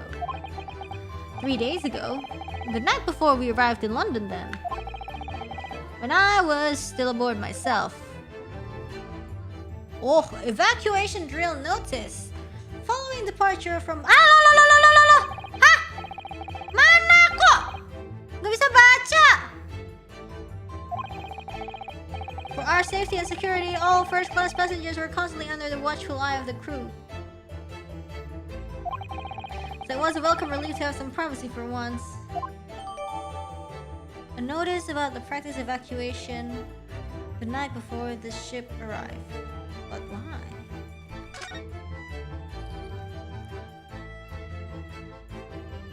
So there is time during the drill. Somebody could basically just do whatever. That's a very sizable trunk indeed. Seishiro is partial to all things large. And a rather clumsy fellow if he failed to notice he'd left that behind. Perhaps he left it on purpose. It's lighter than you might think, but still a hindrance to a speedy escape. Pity. It's locked, so we can't look inside. Surely 5 seconds from now the situation will be quite different though. Sadly not. It has a 7-digit combination lock. And I'm not in the morose enough mood to work through all the combinations at present. Brute forcing? Oopsie. You are still here? Ah, able seaman Stroganoff. I was beginning to think you never materialize. Eh, you are waiting for me? Of course, I was expecting you to burst in with a hearty Russian profanity far sooner. I was in trouble with Captain because of trick you played before. Poor innocent chicken. It is all your fault. Ship is leaving port soon. Get off now! Of course, we shall disembark presently, my dear fellow. But first, there is something that must be done. What are you talking about? Why naturally? The debunking of your deceit and the bearing of the truth. Kakoi? I'm afraid I see through your lies. For one thing, Mr. Jigoku has not yet left this vessel at all. Ah! And for another, my dear seaman Stroganoff, you know exactly where the man is even as we speak, don't you?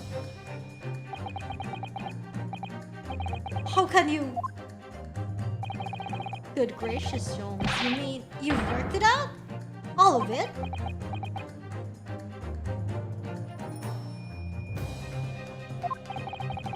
It's really been too long, hasn't it, old friend? 10 years, no less. Cheers!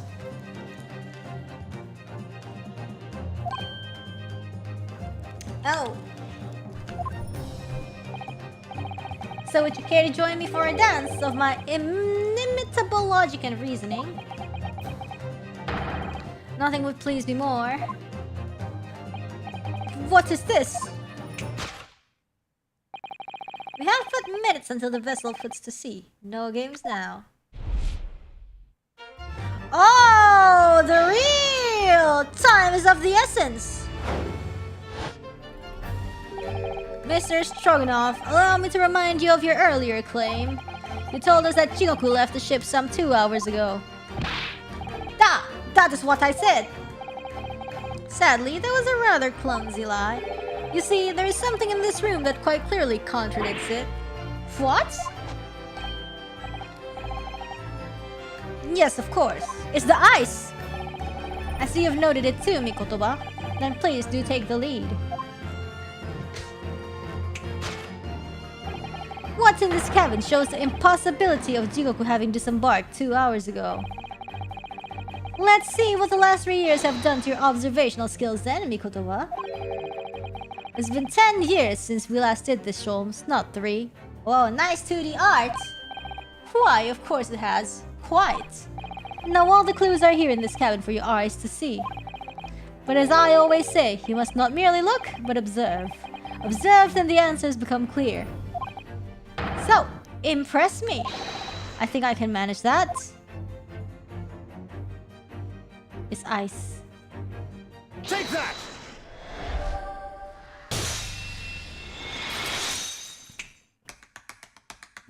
Ooh, that tap dance! Perhaps you should have cleared away that glass. How curious that the ice shouldn't have melted despite it being abandoned 2 hours ago. Ah, it would appear that the man was here in this very cabin until moments before our arrival. With this well-chilled glass in hand. Get your mind off the refreshments, Sholmes. One might even conclude that somebody informed him from our boarding. Wouldn't you agree, Mr. Stroganoff? But why would Seishiro run from us? Before we consider that question, allow me to confirm one small matter. Would I be correct in saying that these first-class cabins of the SS Grouse are the same ones in which you and Mr. Jigoku were accommodated on your voyage from Japan? Ah, that's right, they are. I was in the cabin next door and Seishiro was... 50 days in this very cabin during our voyage.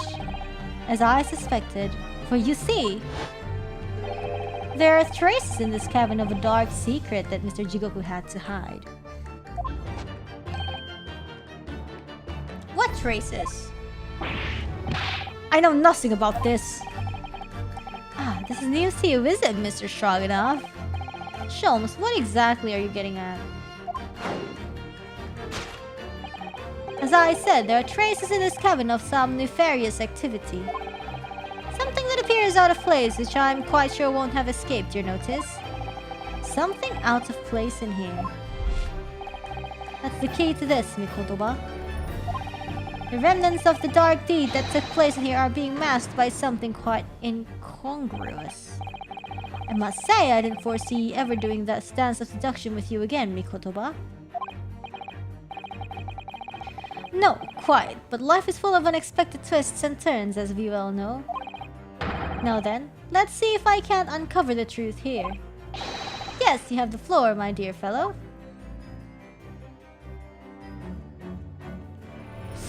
It could be this. This looks really unnatural. This looks really unnatural. Incongruous.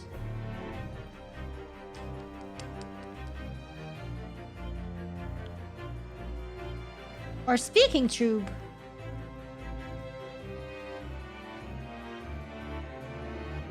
The remnants of the dark deed that took place are being masked by something quite incongruous.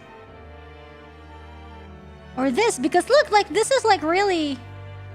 See? So which one?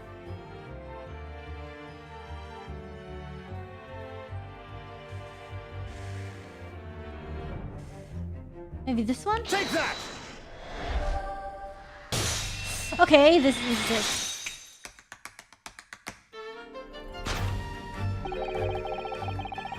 It's the rules of passage in this frame here. They're obviously out of place. The way they're hanging crooked on the wall, as if they were put there in a hurry. Yes, as I'm sure you've already concluded. That frame was originally over there. The shape and size are a perfect match. Da, you are right. When did frame move? Hardly the most observant of crewmen, are you, Mr. Stroganoff? I would think your captain is quite justified in having his reservations about your reliability. What? Oh dear, that really seemed to touch a nerve.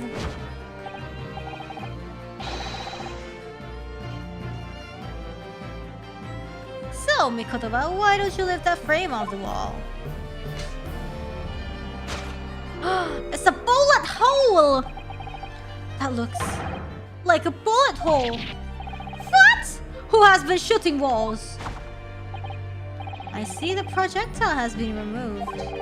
Clearly the careful occupant of this room has already disposed of it. Now then, Mr. Stroganoff. I have the distinct impression that you're attempting to shield said occupant. I don't know what you are talking about. Why would I try to protect Eastern stranger? Ah, so we were talking about the same man, I see. Good. Ooh. I'm sure we can get to the bottom of this in no time, aren't you? Because there is some very noteworthy evidence that explains the reason why you're lying for the man. Yes, you've been told to keep up this pretense, as clearly shown by the tattoo.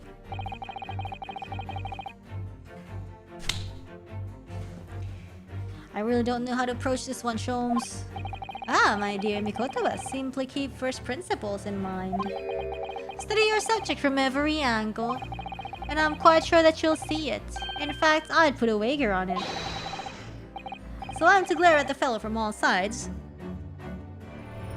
Well, I can certainly do that.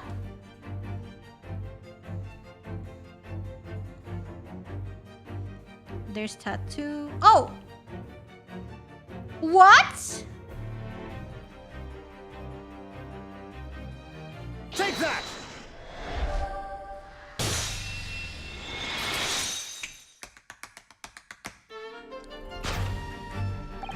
It's almost too obvious for words. Quite. The universal language of the world. Money. And I wager that the Eastern fellow in question is Seishiro Jigoku, yes? Gah. So I presume you realize what this means. There are clear signs that a crime has been committed in this cabin. And the way you're going, sir, you'll find yourself accused of being an accomplice. What? I believe you know, Mr. Stroganoff.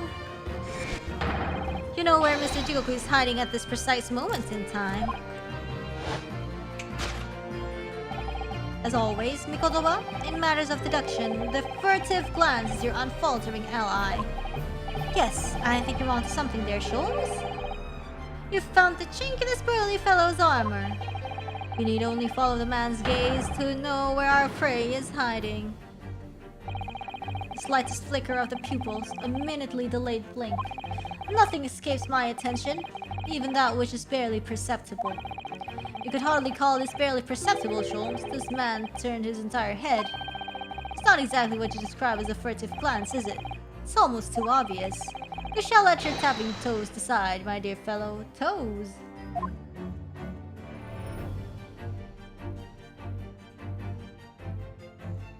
What? Where he looking at? Where the heck is he looking at? I have no idea where he's looking at.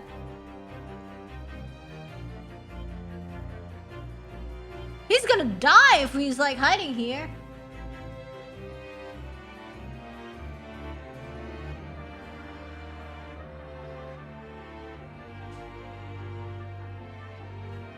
What if he's hiding here and the code to the trunk is this Sholmes?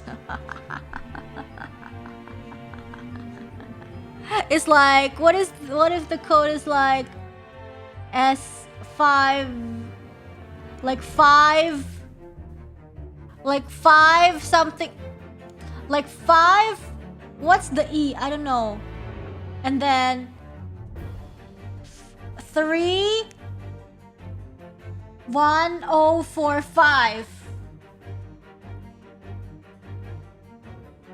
Yeah, what if this doesn't say Sholmes? The code is 523045. Yeah, it's Sholmes upside down.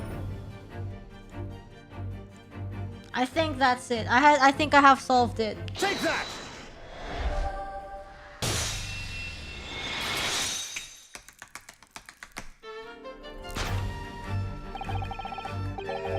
You turned immediately to look at this large trunk, didn't you? The truth is, Seishiro Jigoku was unable to escape from the ship in time. And that is, at this very moment, doing his best to stifle his breath inside this trunk. If he still has a breath to take, I fear he may be running dangerously low on air. Huh? I imagine he didn't count on us making a nuisance of ourselves for quite so long. I think it would be in everyone's best interest for us to open the trunk as quickly as possible. That's what I was thinking though, like what in the large trunk, like won't he die? But then like I saw the hand, like it has to be like something else, you know? It's like it has like 7. The trunk, he said, like has 7 numbers for combinations. But how can we? Are you forgetting about the combination lock? We don't know the 7-digit code. Oh, I know! The combination lock can't be opened from inside the trunk. Therefore, there must have been an arrangement for somebody to open it after our departure.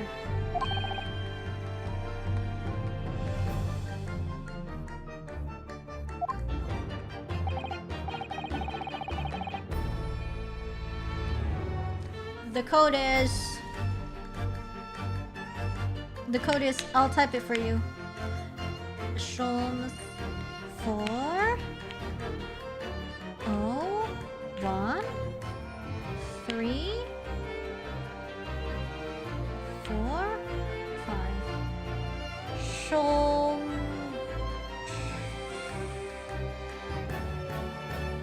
I don't know, but it's like, you know, my brain's like dead, but it's like, you know, my brain's dead, but like you get the idea. Like the E, the lowercase e is like a number 2. He must have told somebody the 7-digit number for the lock.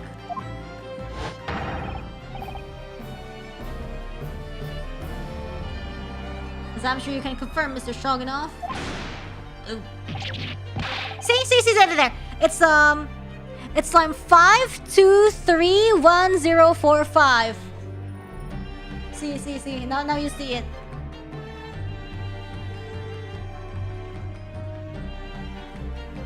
Now you see it. Like you see it as if like you're the sailor. Like you would look at it like upside down, and it's 5231045.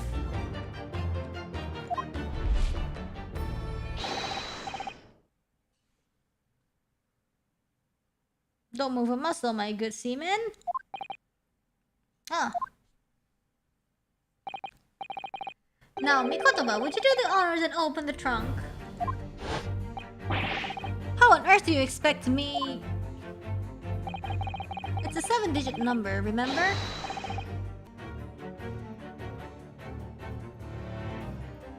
Quickly now, we have little time.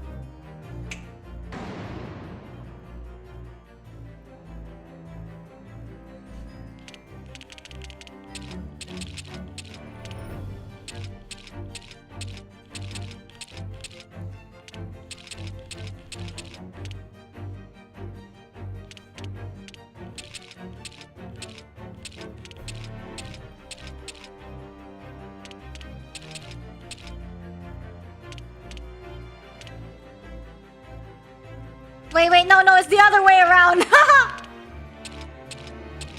It's the other way around.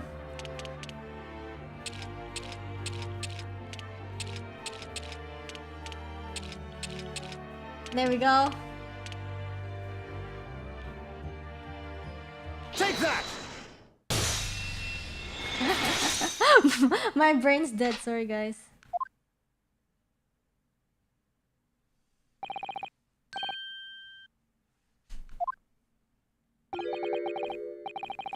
You had to meddle, didn't you? Wow, a contortionist. Magic. Well, Yujin, you found me now. Seishiro.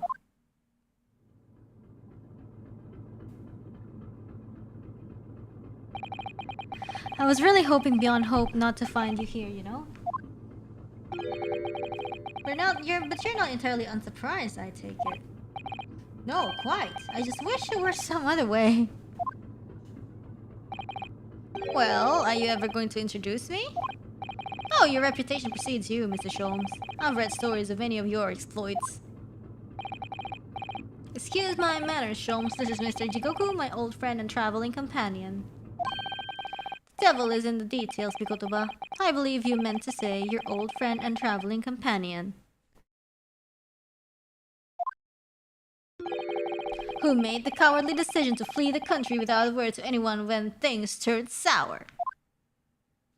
I see my reputation precedes me as well. What an honor. Well, Seishiro, are you going to explain all this? You know it all by now, I imagine. What you didn't know, of course, is that 3 days ago, on the night before our arrival in Britain, an attempt was made on my life here on this very ship. By the Reaper of the Bailey. Yes, I've since heard. Because you were once prosecuted by the Reaper, weren't you? 10 years ago now, mind you. And I had no idea at the time what a dangerous individual he was. Anyway, when we arrived in London to find the symposium was postponed until goodness knows when, it became all too apparent to me that I might very well be targeted again. So you decided to flee the capital without saying a word to me about it. I'm afraid so, yes.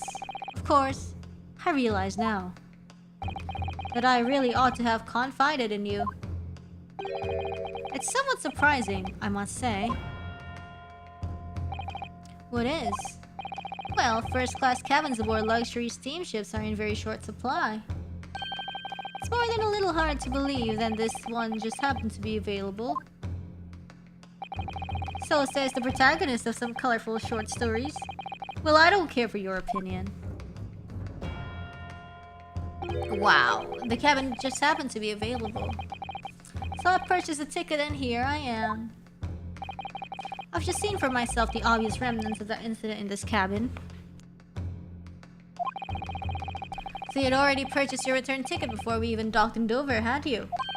To prevent anyone else taking this cabin and seeing the evidence. Is that it? Eugene, I have nothing to say to you. Well, in a mere 5 minutes, this ship will set off on its onward voyage and not make port again until Italy.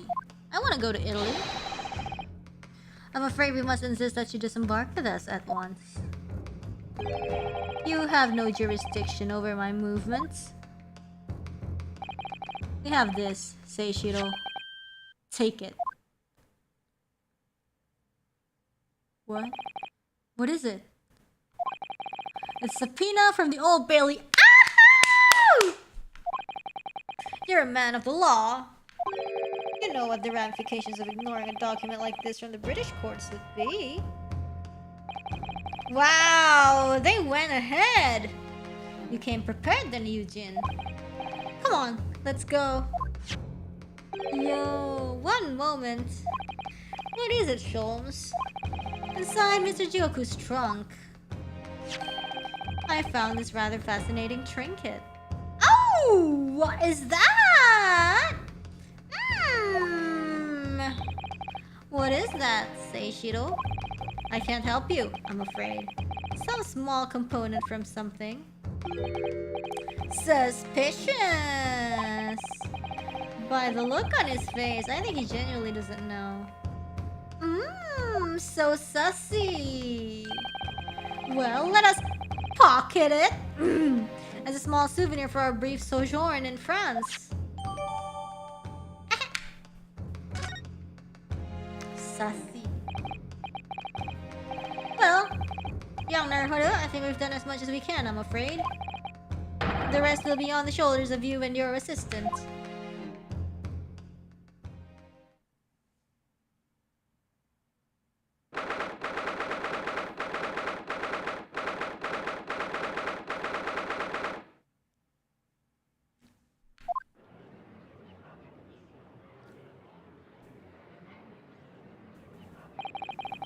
Kazuma Asogi.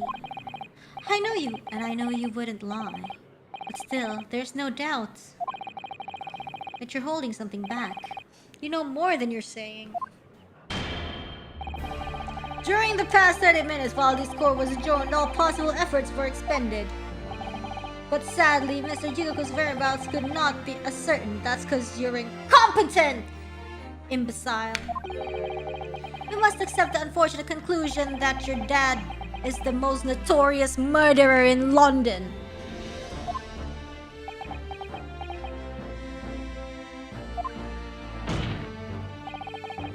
There's no sense in wasting any more of the court's time. The prosecution calls for an immediate verdict. Objection! No, the trial cannot end now. You're a Japanese man, Ryunosuke. You are also Japanese. You should know when to lay down your sword. And you should know never to presume when the battle is won.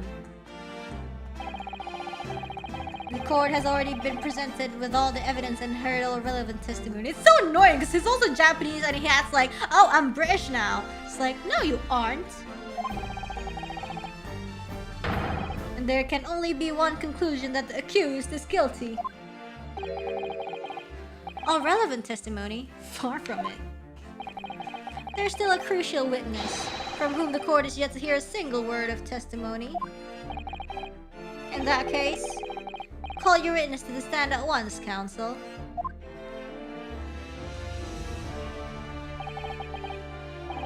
Yes, tomorrow, if possible. The witness is already on his way and scheduled to arrive tomorrow. Who on earth is this crucial witness?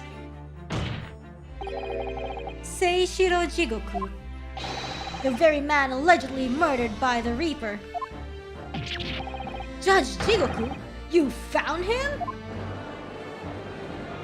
A witness tomorrow. But the investigations of every policing resource in the capital suggest that Jigoku is already dead. Well, you know what's gonna be dead? Your career after this, you incompetent. How in the name of God did you find the man? Competence. He was located in France during the recess at the port of Dunkirk. Thanks to one of Mr. Herlock Sholmes' famous deductions. Herlock Sholmes. Inspector Gregson almost certainly met with Mr. Jigoku on the night of his death. Because along with Prosecutor Asogi, Gregson was on a mission to assassinate the man. Which means that Seishiro Jigoku is the sole witness. You can clarify exactly what happened aboard the SS Grouse on the 31st October.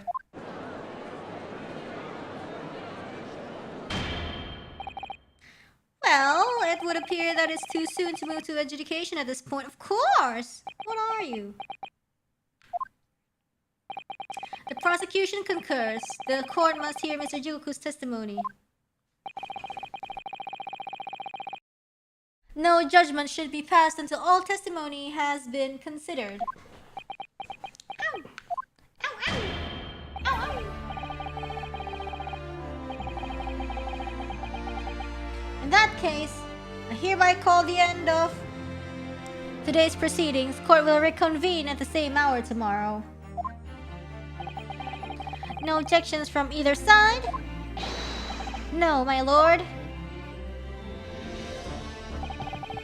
No objections, my lord. Wow. Yo, welcome back to the royalty. Let's go. We'll live to fight another day by the skin of our teeth. Hoo.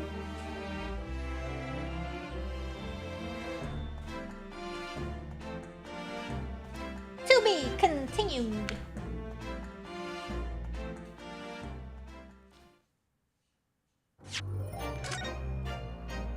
Ah, look at that.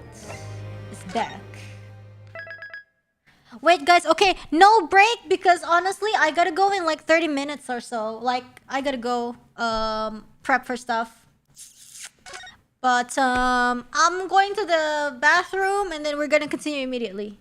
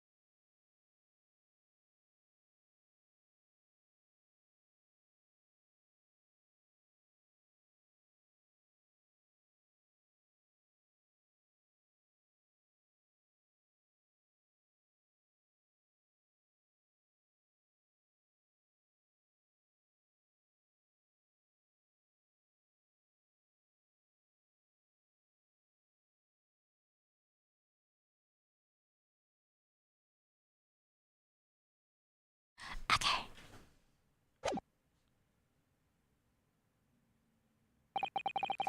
The unexpected halt of proceedings sent a clamor around the courtroom.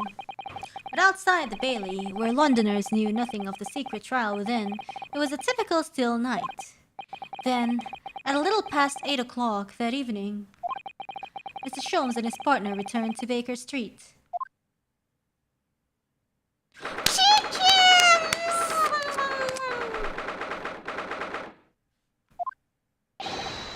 We have returned, my dear fellows. Welcome back to Britain, and thank you for your timely help. Think nothing of it. I believe you've had an even more varying day than Mikotoba and I, no? You could say that. We were on the brink of defeat in court earlier.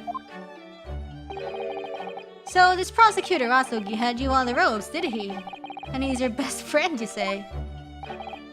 Well, he's not really the man I knew in Japan anymore. Kazuma's changed. Oh, Mr. Naruhodo. I mean, it's incredible to think that he'd even entertained the idea of acting as the Reaper's assassin. Well, nevertheless, you must introduce me. After all, I've only ever met the young man as a corpse. When all this started, almost a year ago now. Mr. Sholmes still hasn't told us the truth about what really happened back then. About the motivation for what he himself described as a great detective's lie. Now then, I must say, it's really quite a journey all the way to France. Well, it is another country, Mr. Sholmes. So, what news of Judge Jingoku?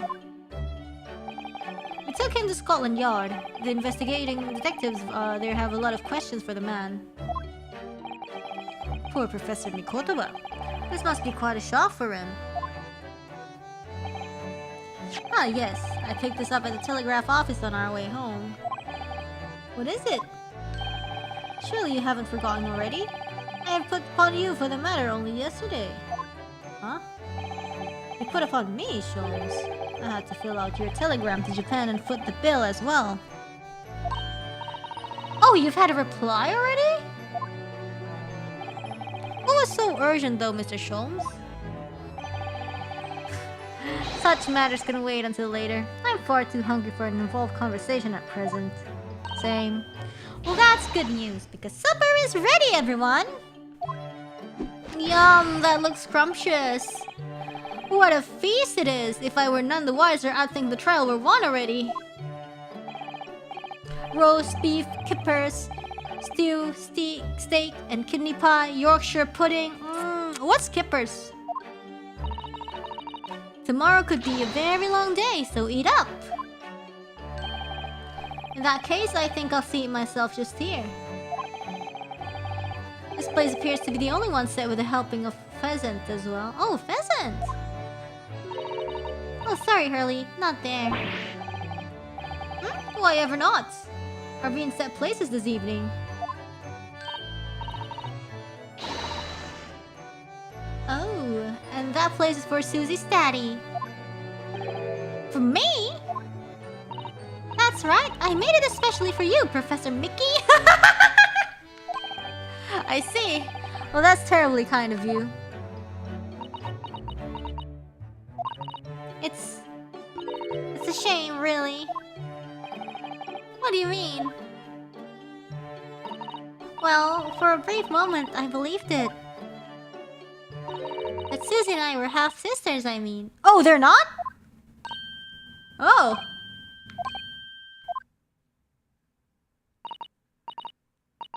Do you mean we're not?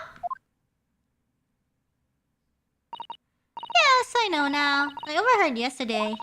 I secretly listened into the conversation you had. After I tricked you all into thinking I'd left. What? Professor Mickey? It's not my dad. The misunderstanding arose because of the autopsy report from 10 years ago. But actually, it turned out that neither Dr. Wilson nor Professor Mikotoba are Iris' father.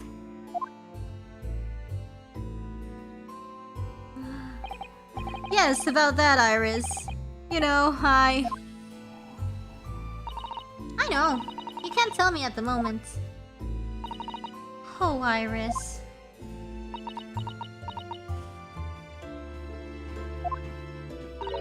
The pheasant is by way of an apology. I'm sorry for eavesdropping. Oh, no, that's quite alright.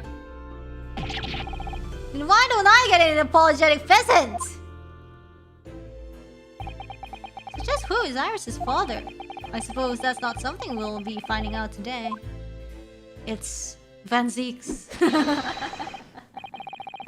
So then, let us dine while our largely pheasantless plates are still piping hot. A fine idea, Sholmes. It all looks absolutely delicious. Eat as much as you like. There are always seconds. Except for the chinkin. This could be our last chance to ask questions before tomorrow's trial.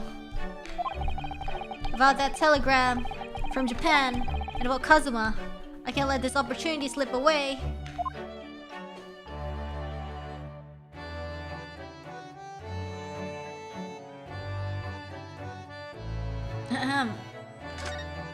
I wanna eat the chicken. Roast beef, kipper, stew, steak, and kidney pie, Yorkshire pudding. It all looks mouth-wateringly good. Indeed it does. And if it were accompanied by even a morsel of pheasant, it would be perfection. You're still on that? I am. Oh, it really does look like a feast for celebrating a victory in court. So I could expect double the fanciness if we win this, I guess. Or indeed for drowning one's sorrows after the feast. Come on. I hope you weren't referring to the trial tomorrow, Mr. Sholmes. He's clearly still in mourning over the pheasant at the moment. Let's talk to Sholmes. Mr. Sholmes, what are you doing?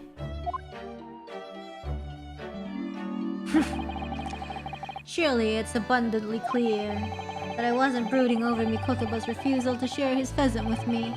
Nevertheless, I felt the need to withdraw from the social circle for a while and look on with hungry eyes. Sorry, Hurley, but I cooked that pheasant especially for Susie's daddy. Even though I played the role of father to you for far longer. Mr. Sholmes, could I discuss some things with you? No pheasants? Certainly, my dear fellow, I find myself quite in the mood for a spell of conversation. No doubt, you're hungry to learn more of my deep love of game. I can probably contain my curiosity on that one. Ah, looks so delicious. You needn't look at me in that fashion. In what fashion? It seems that before we discuss the pheasant, we have some rather unpheasant matters to discuss. Unpheasant.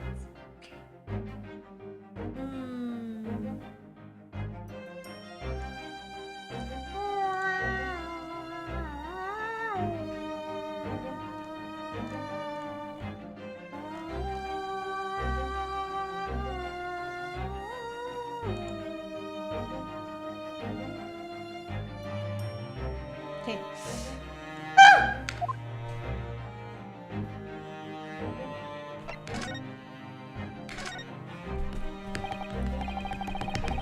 Well, was it a telegram you received back from Japan then? Oh my god, I want Yorkshire pudding! This? I thank my lucky stars it arrived in time. The record found as indicated, duplicate follows. K. Asogi, A. Shin, T. Gregson, J. Wilson. Is this like... Are you like all killers? Those 4 names! We've come across the exact same list before! Have you had it before? Yeah. They came up with that in that unforgettable case last spring. Oh my gosh, I want Yorkshire pudding! When I was a kid, like, I didn't really like it because I thought Yorkshire pudding was like pudding, and then I felt betrayed. But then, as I grew up, I started, like, you know, it kind of grew on me. Like, you know, if you start treating it as like it as it is, then it's good.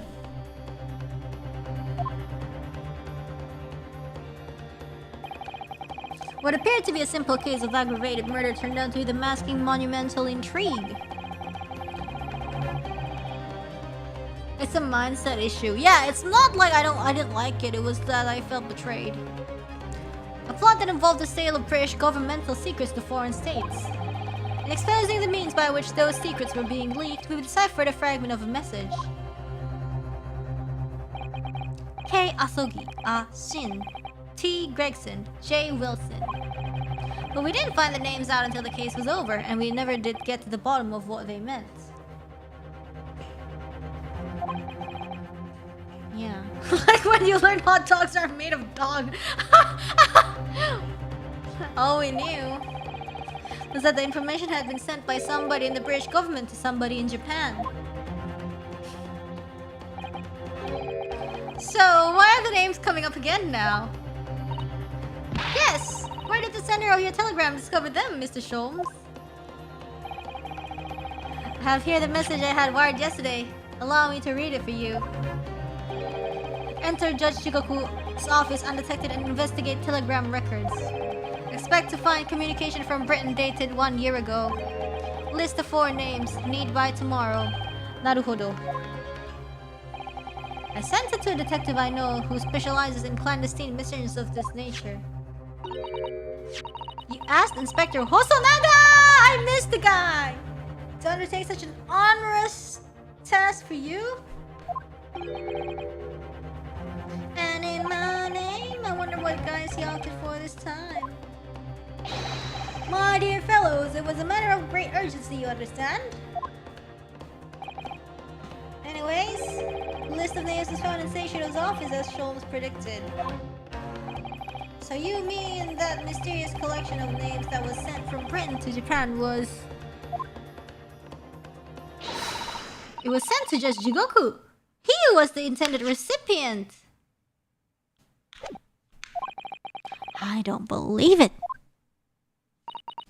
But that doesn't answer the question of what the list of names actually signifies.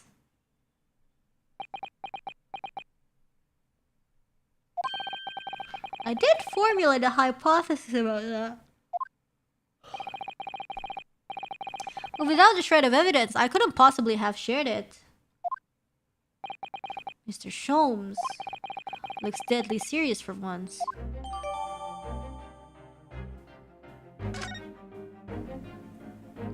That's Kazuma's death. Yeah, what's about Kazuma's death? Wardrobe. That tragedy we had to go through on the SS Borea. It was all for nothing. Kazuma wasn't dead at all.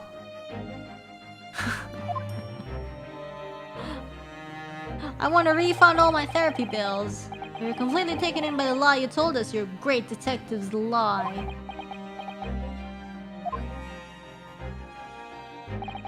I took no pleasure in deceiving you. However, at the time, all that concerned me was preventing the young man's study tour from taking place. Whatever the cost. What? I capitalized on the events that transpired to see that he was sent back to Japan. His remains, you mean? Precisely, Miss Susato. And then, I made sure that somebody else was sent to Britain in his stead. Oh my, you mean...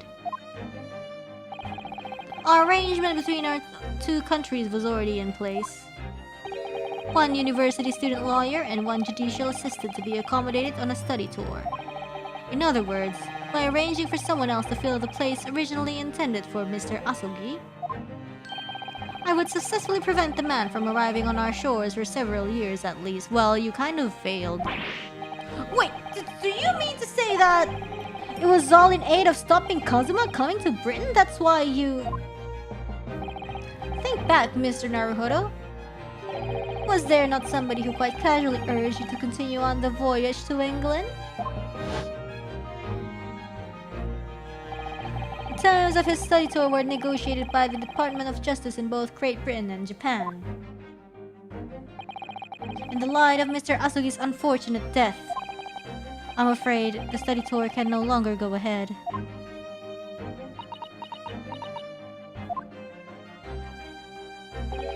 My dear fellows, the majority of problems have an extremely simple solution, you know? All you require is one lawyer and the study tour can continue, surely. But there is no one else with the necessary qualifications, Mr. Sholmes. We know of no other lawyer. The voyage to London still promises a good month of time. Ample opportunity, I would say, to find yourselves another suitable lawyer. Wink wonk, wink wonk. So you manipulated me! I've often remarked on the extraordinary lengths to which friendship will drive a man. I was quite sure that you would rise to the challenge for your late friend. I don't believe it. But if it was all contrived... I mean, what happened was treated by the authorities as murdered. A woman was mistakenly arrested as the perpetrator. What do you suppose became of her? Naturally, I didn't allow the misapprehension to have any serious repercussions. I subsequently explained everything and assisted the unfortunate soul in finding the foreign refuge she sought. I seem to remember Mrs. Sato and I had some rather strong words for her. Well, she was certainly not devoid of all guilt. She deserved every word, I'm sure. I wonder if she made it to America then.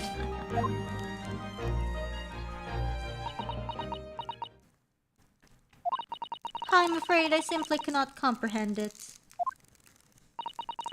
Why would you go to such lengths, as Mr. Sholmes?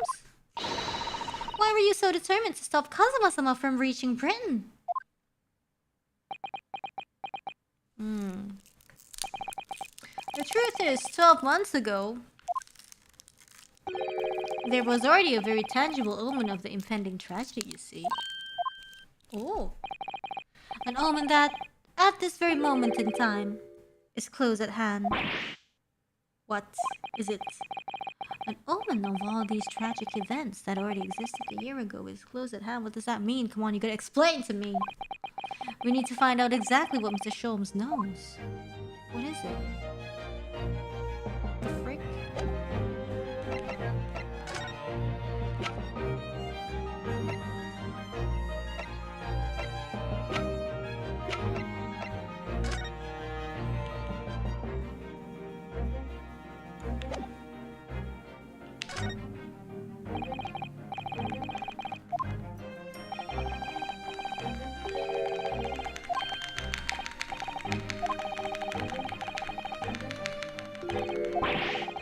We can't ask about the omen?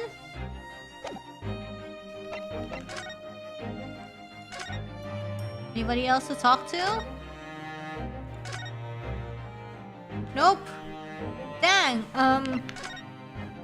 shoot. What to present?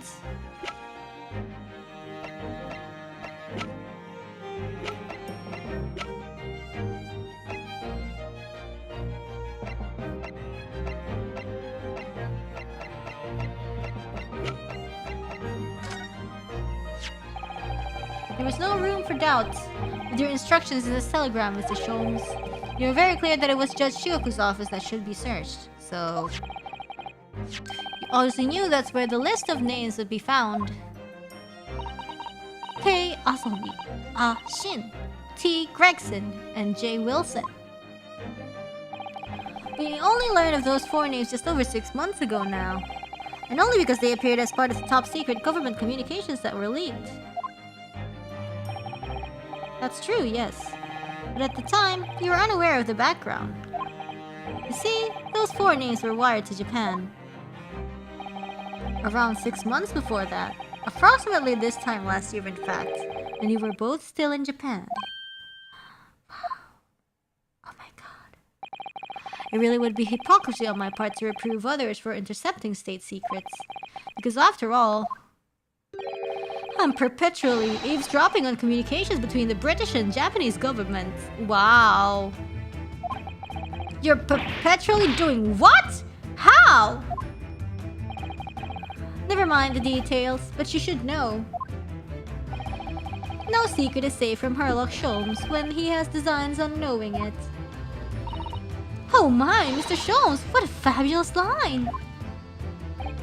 Now, 1 month after that list of 4 names was wired to the recipient Chingoku in Japan, let's go! We're eavesdropping on government secrets! Dr. John H. Wilson was murdered. As soon as I learned of the incident, the hypothesis rapidly took shape in my mind. As it turned out, I was partly correct and partly mistaken. Nevertheless, it was the beginning of all the tragic events that were to follow.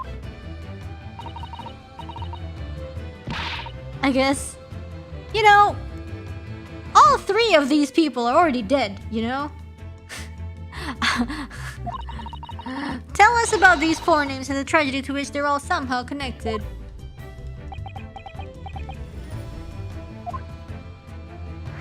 Oh!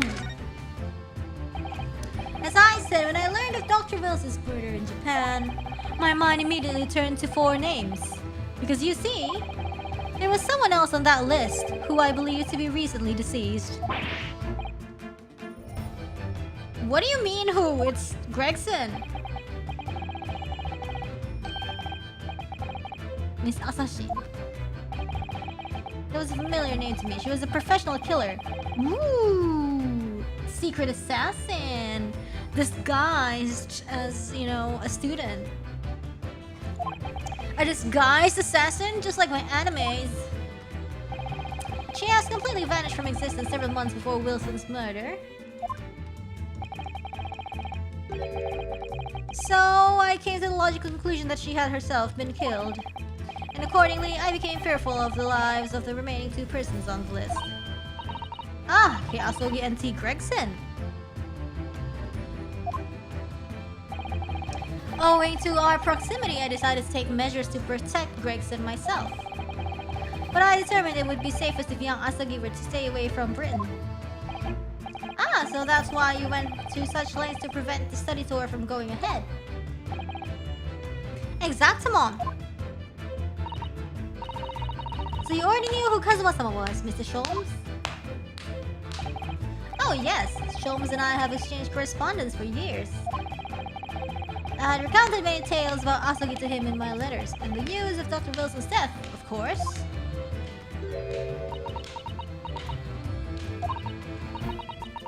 So Dr. Wilson is dead. I didn't know. Oh, Iris! I know he wasn't my daddy, but still. That's very sad. I'm so sorry, Iris. We knew the significance of the name, obviously, but we just couldn't bring ourselves to tell you. No.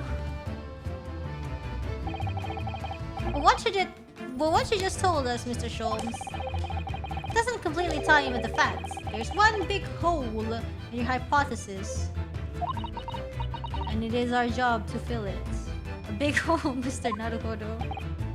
Ah, yes, you mean about Asashin, I presume. Oh, of course. Exactly, she wasn't killed, was she? She was in Japan, posing as a visiting student under the assumed name of Giselle Brett. I'm glad you're keeping up, my dear fellow. But I only became aware of that fact 2 days ago, in the foyer of the Great Waterloo Hotel. Ah. And upon hearing that startling revelation, the hypothesis that I've formed surrounding those four names is completely turned topsy. What? Topsy? Topsy hypothesis. What do you mean when you say your hypothesis was turned topsy, Mr. Sholmes? I had believed all four names on the list to be the names of victims, but what if they are the name of killers? Or the members of the Reaper? Very much so. Asashin was a killer. So this telegram is a list of both victims and killers, is it? And died. And it would seem that Miss Shin was dispatched from Britain with the sole intention of dispatching Mr. Wilson. Her visiting student status being merely a front. Ow! Which would of course explain why no motive could be determined for her actions. Cause it's an order. So the real reason Wilson was killed by Asashin was because it was an order. It was the target of an assassination. And forearmed with that knowledge, fresh consideration of this telegram puts the list in a very different perspective. What do you mean? Well, does it not strike you? There is another among the four who subsequently became a visiting student. You mean? But of course, a name you know only too well. You mean Kazuma? OMG! He did say in court earlier today. Yes, on 31st October, I accompanied Inspector Gregson to Dunkirk in order to carry out a mission. And the mission was the assassination of the Mark. But the Mark is... What if it wasn't Jingoku at all? Young Mr. Asogi accepted that mission a year ago now. Surely not. In conclusion, this document is a contract of sorts. An international agreement, one might say. Detailing an assassin exchange. An assassin exchange? How could Kazuma possibly have got involved in something like that?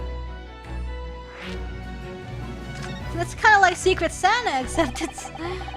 Wow. Let's assume that we have two parties, each wishing to dispose of a distinct individual. Those two parties then make a contract to swap their respective assassination targets. Like student exchange, but more lethal, exactly. That would then be an assassin exchange. So to begin with, the British assassin is dispatched as a visiting student to Japan where she kills her target. And then the Japanese assassin is dispatched as a visiting student to Britain in order to eliminate his target. It certainly does sound like an exchange. But what on earth is the point?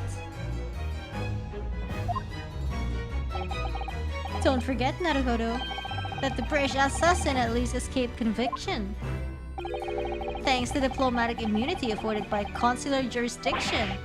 Oh yes. Such jurisdiction should be null and void under the terms of the new treaty between our two countries.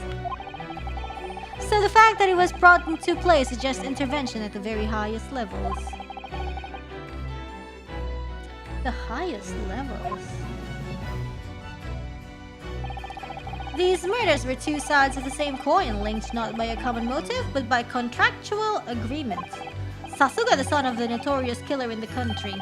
As such, they appeared utterly unrelated, yet in truth, the assassins were complicit in one singular, devilish scheme.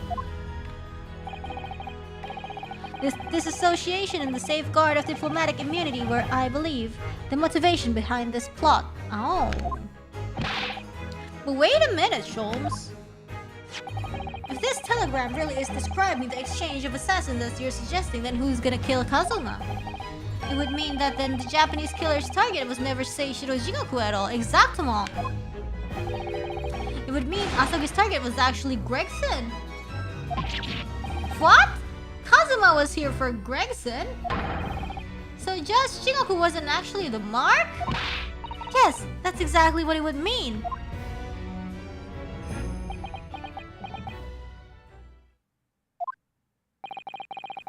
I hold myself personally responsible for failing to keep the inspector safe. Mr. Sholmes.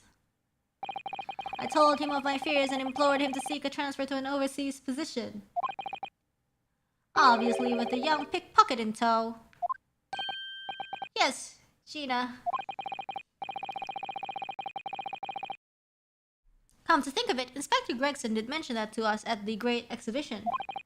That he'd be transferring to the Paris police and taking Gina with him. But without informing me, he engaged in one last assignment, it seems. And sadly, it turned out to be his very last. This is too much to take in.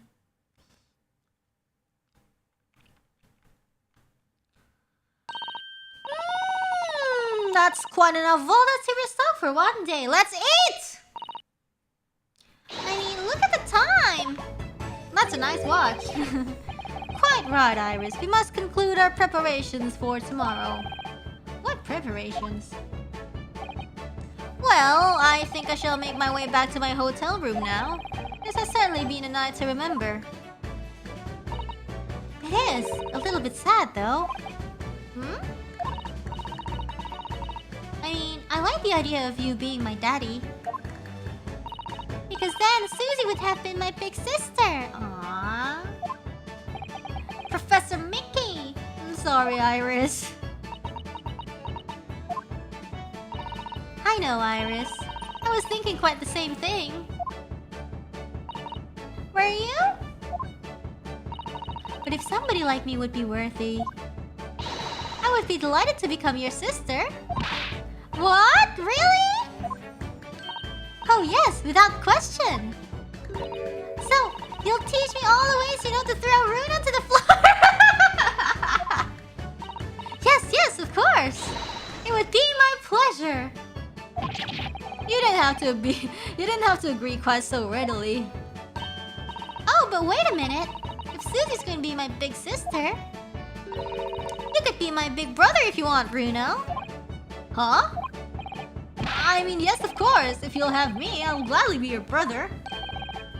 Well done, Iris. We must always be mindful of feelings. I've raised you so well. Poor Bruno.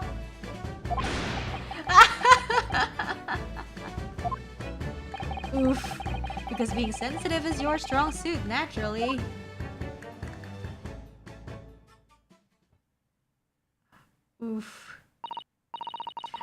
I'm going to work extra hard for tomorrow now because it's for my big brother and sister.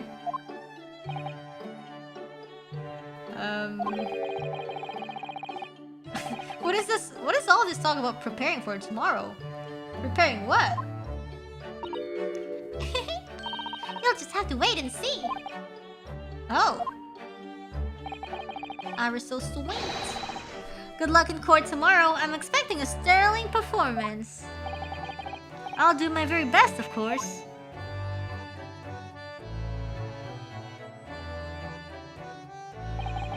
So the overnight break in the trial's proceedings became a crucial turning point, exposing new truths while exposing new conundrums. That list the 4 names on the telegram in Judge Shioku's office, and the extraordinary assassination plot in which my best friend had somehow become involved. I felt as though I had been plunged into an even greater darkness all of a sudden. But at the same time, I felt sure I would see the light again soon.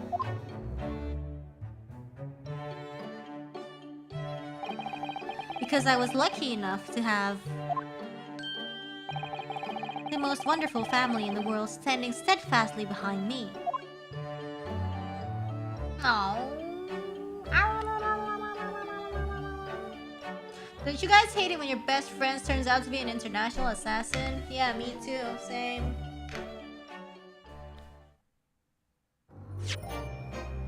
Let's save!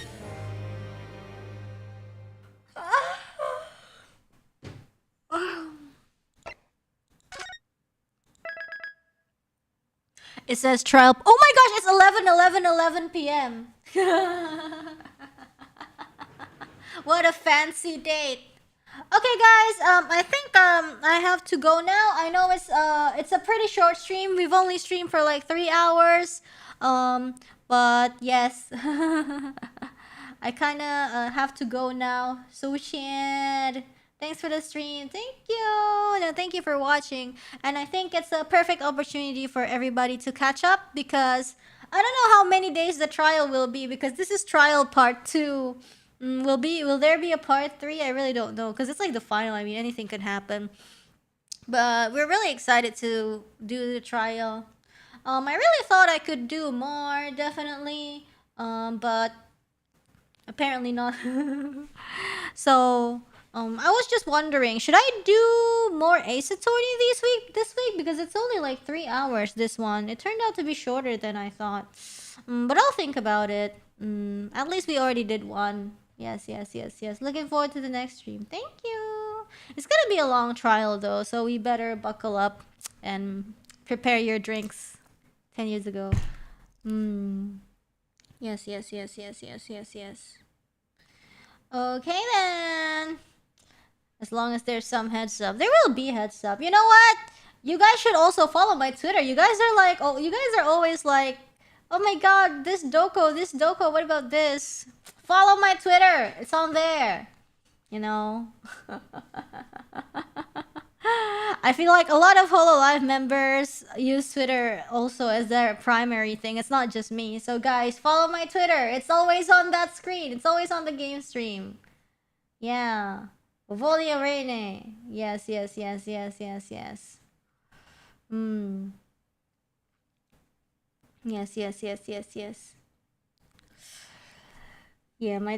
Twitter doesn't notify sometimes, but yeah, you know, I don't really use Twitter. I don't think that's my problem. JK, but not really. So it's like, you know, guys, if you want more news, because you know, YouTube community, I can update only when I'm on the computer, when I'm like, but like Twitter, I can update anytime. So like that's why I can do like emergency updates on Twitter, but not on YouTube community. Yeah, I don't even think you can access YouTube community on like the mobile phone. Like, I don't know about now, but back then, like, you even couldn't, you know. So yeah, thanks for the understanding. Yeah, see, they still didn't get it working for mobile for YouTube community. That's why it's so hard when there's like emergency updates and whatever. It's much, and I'm not like, sometimes I'm away from home too, so it's like, yeah.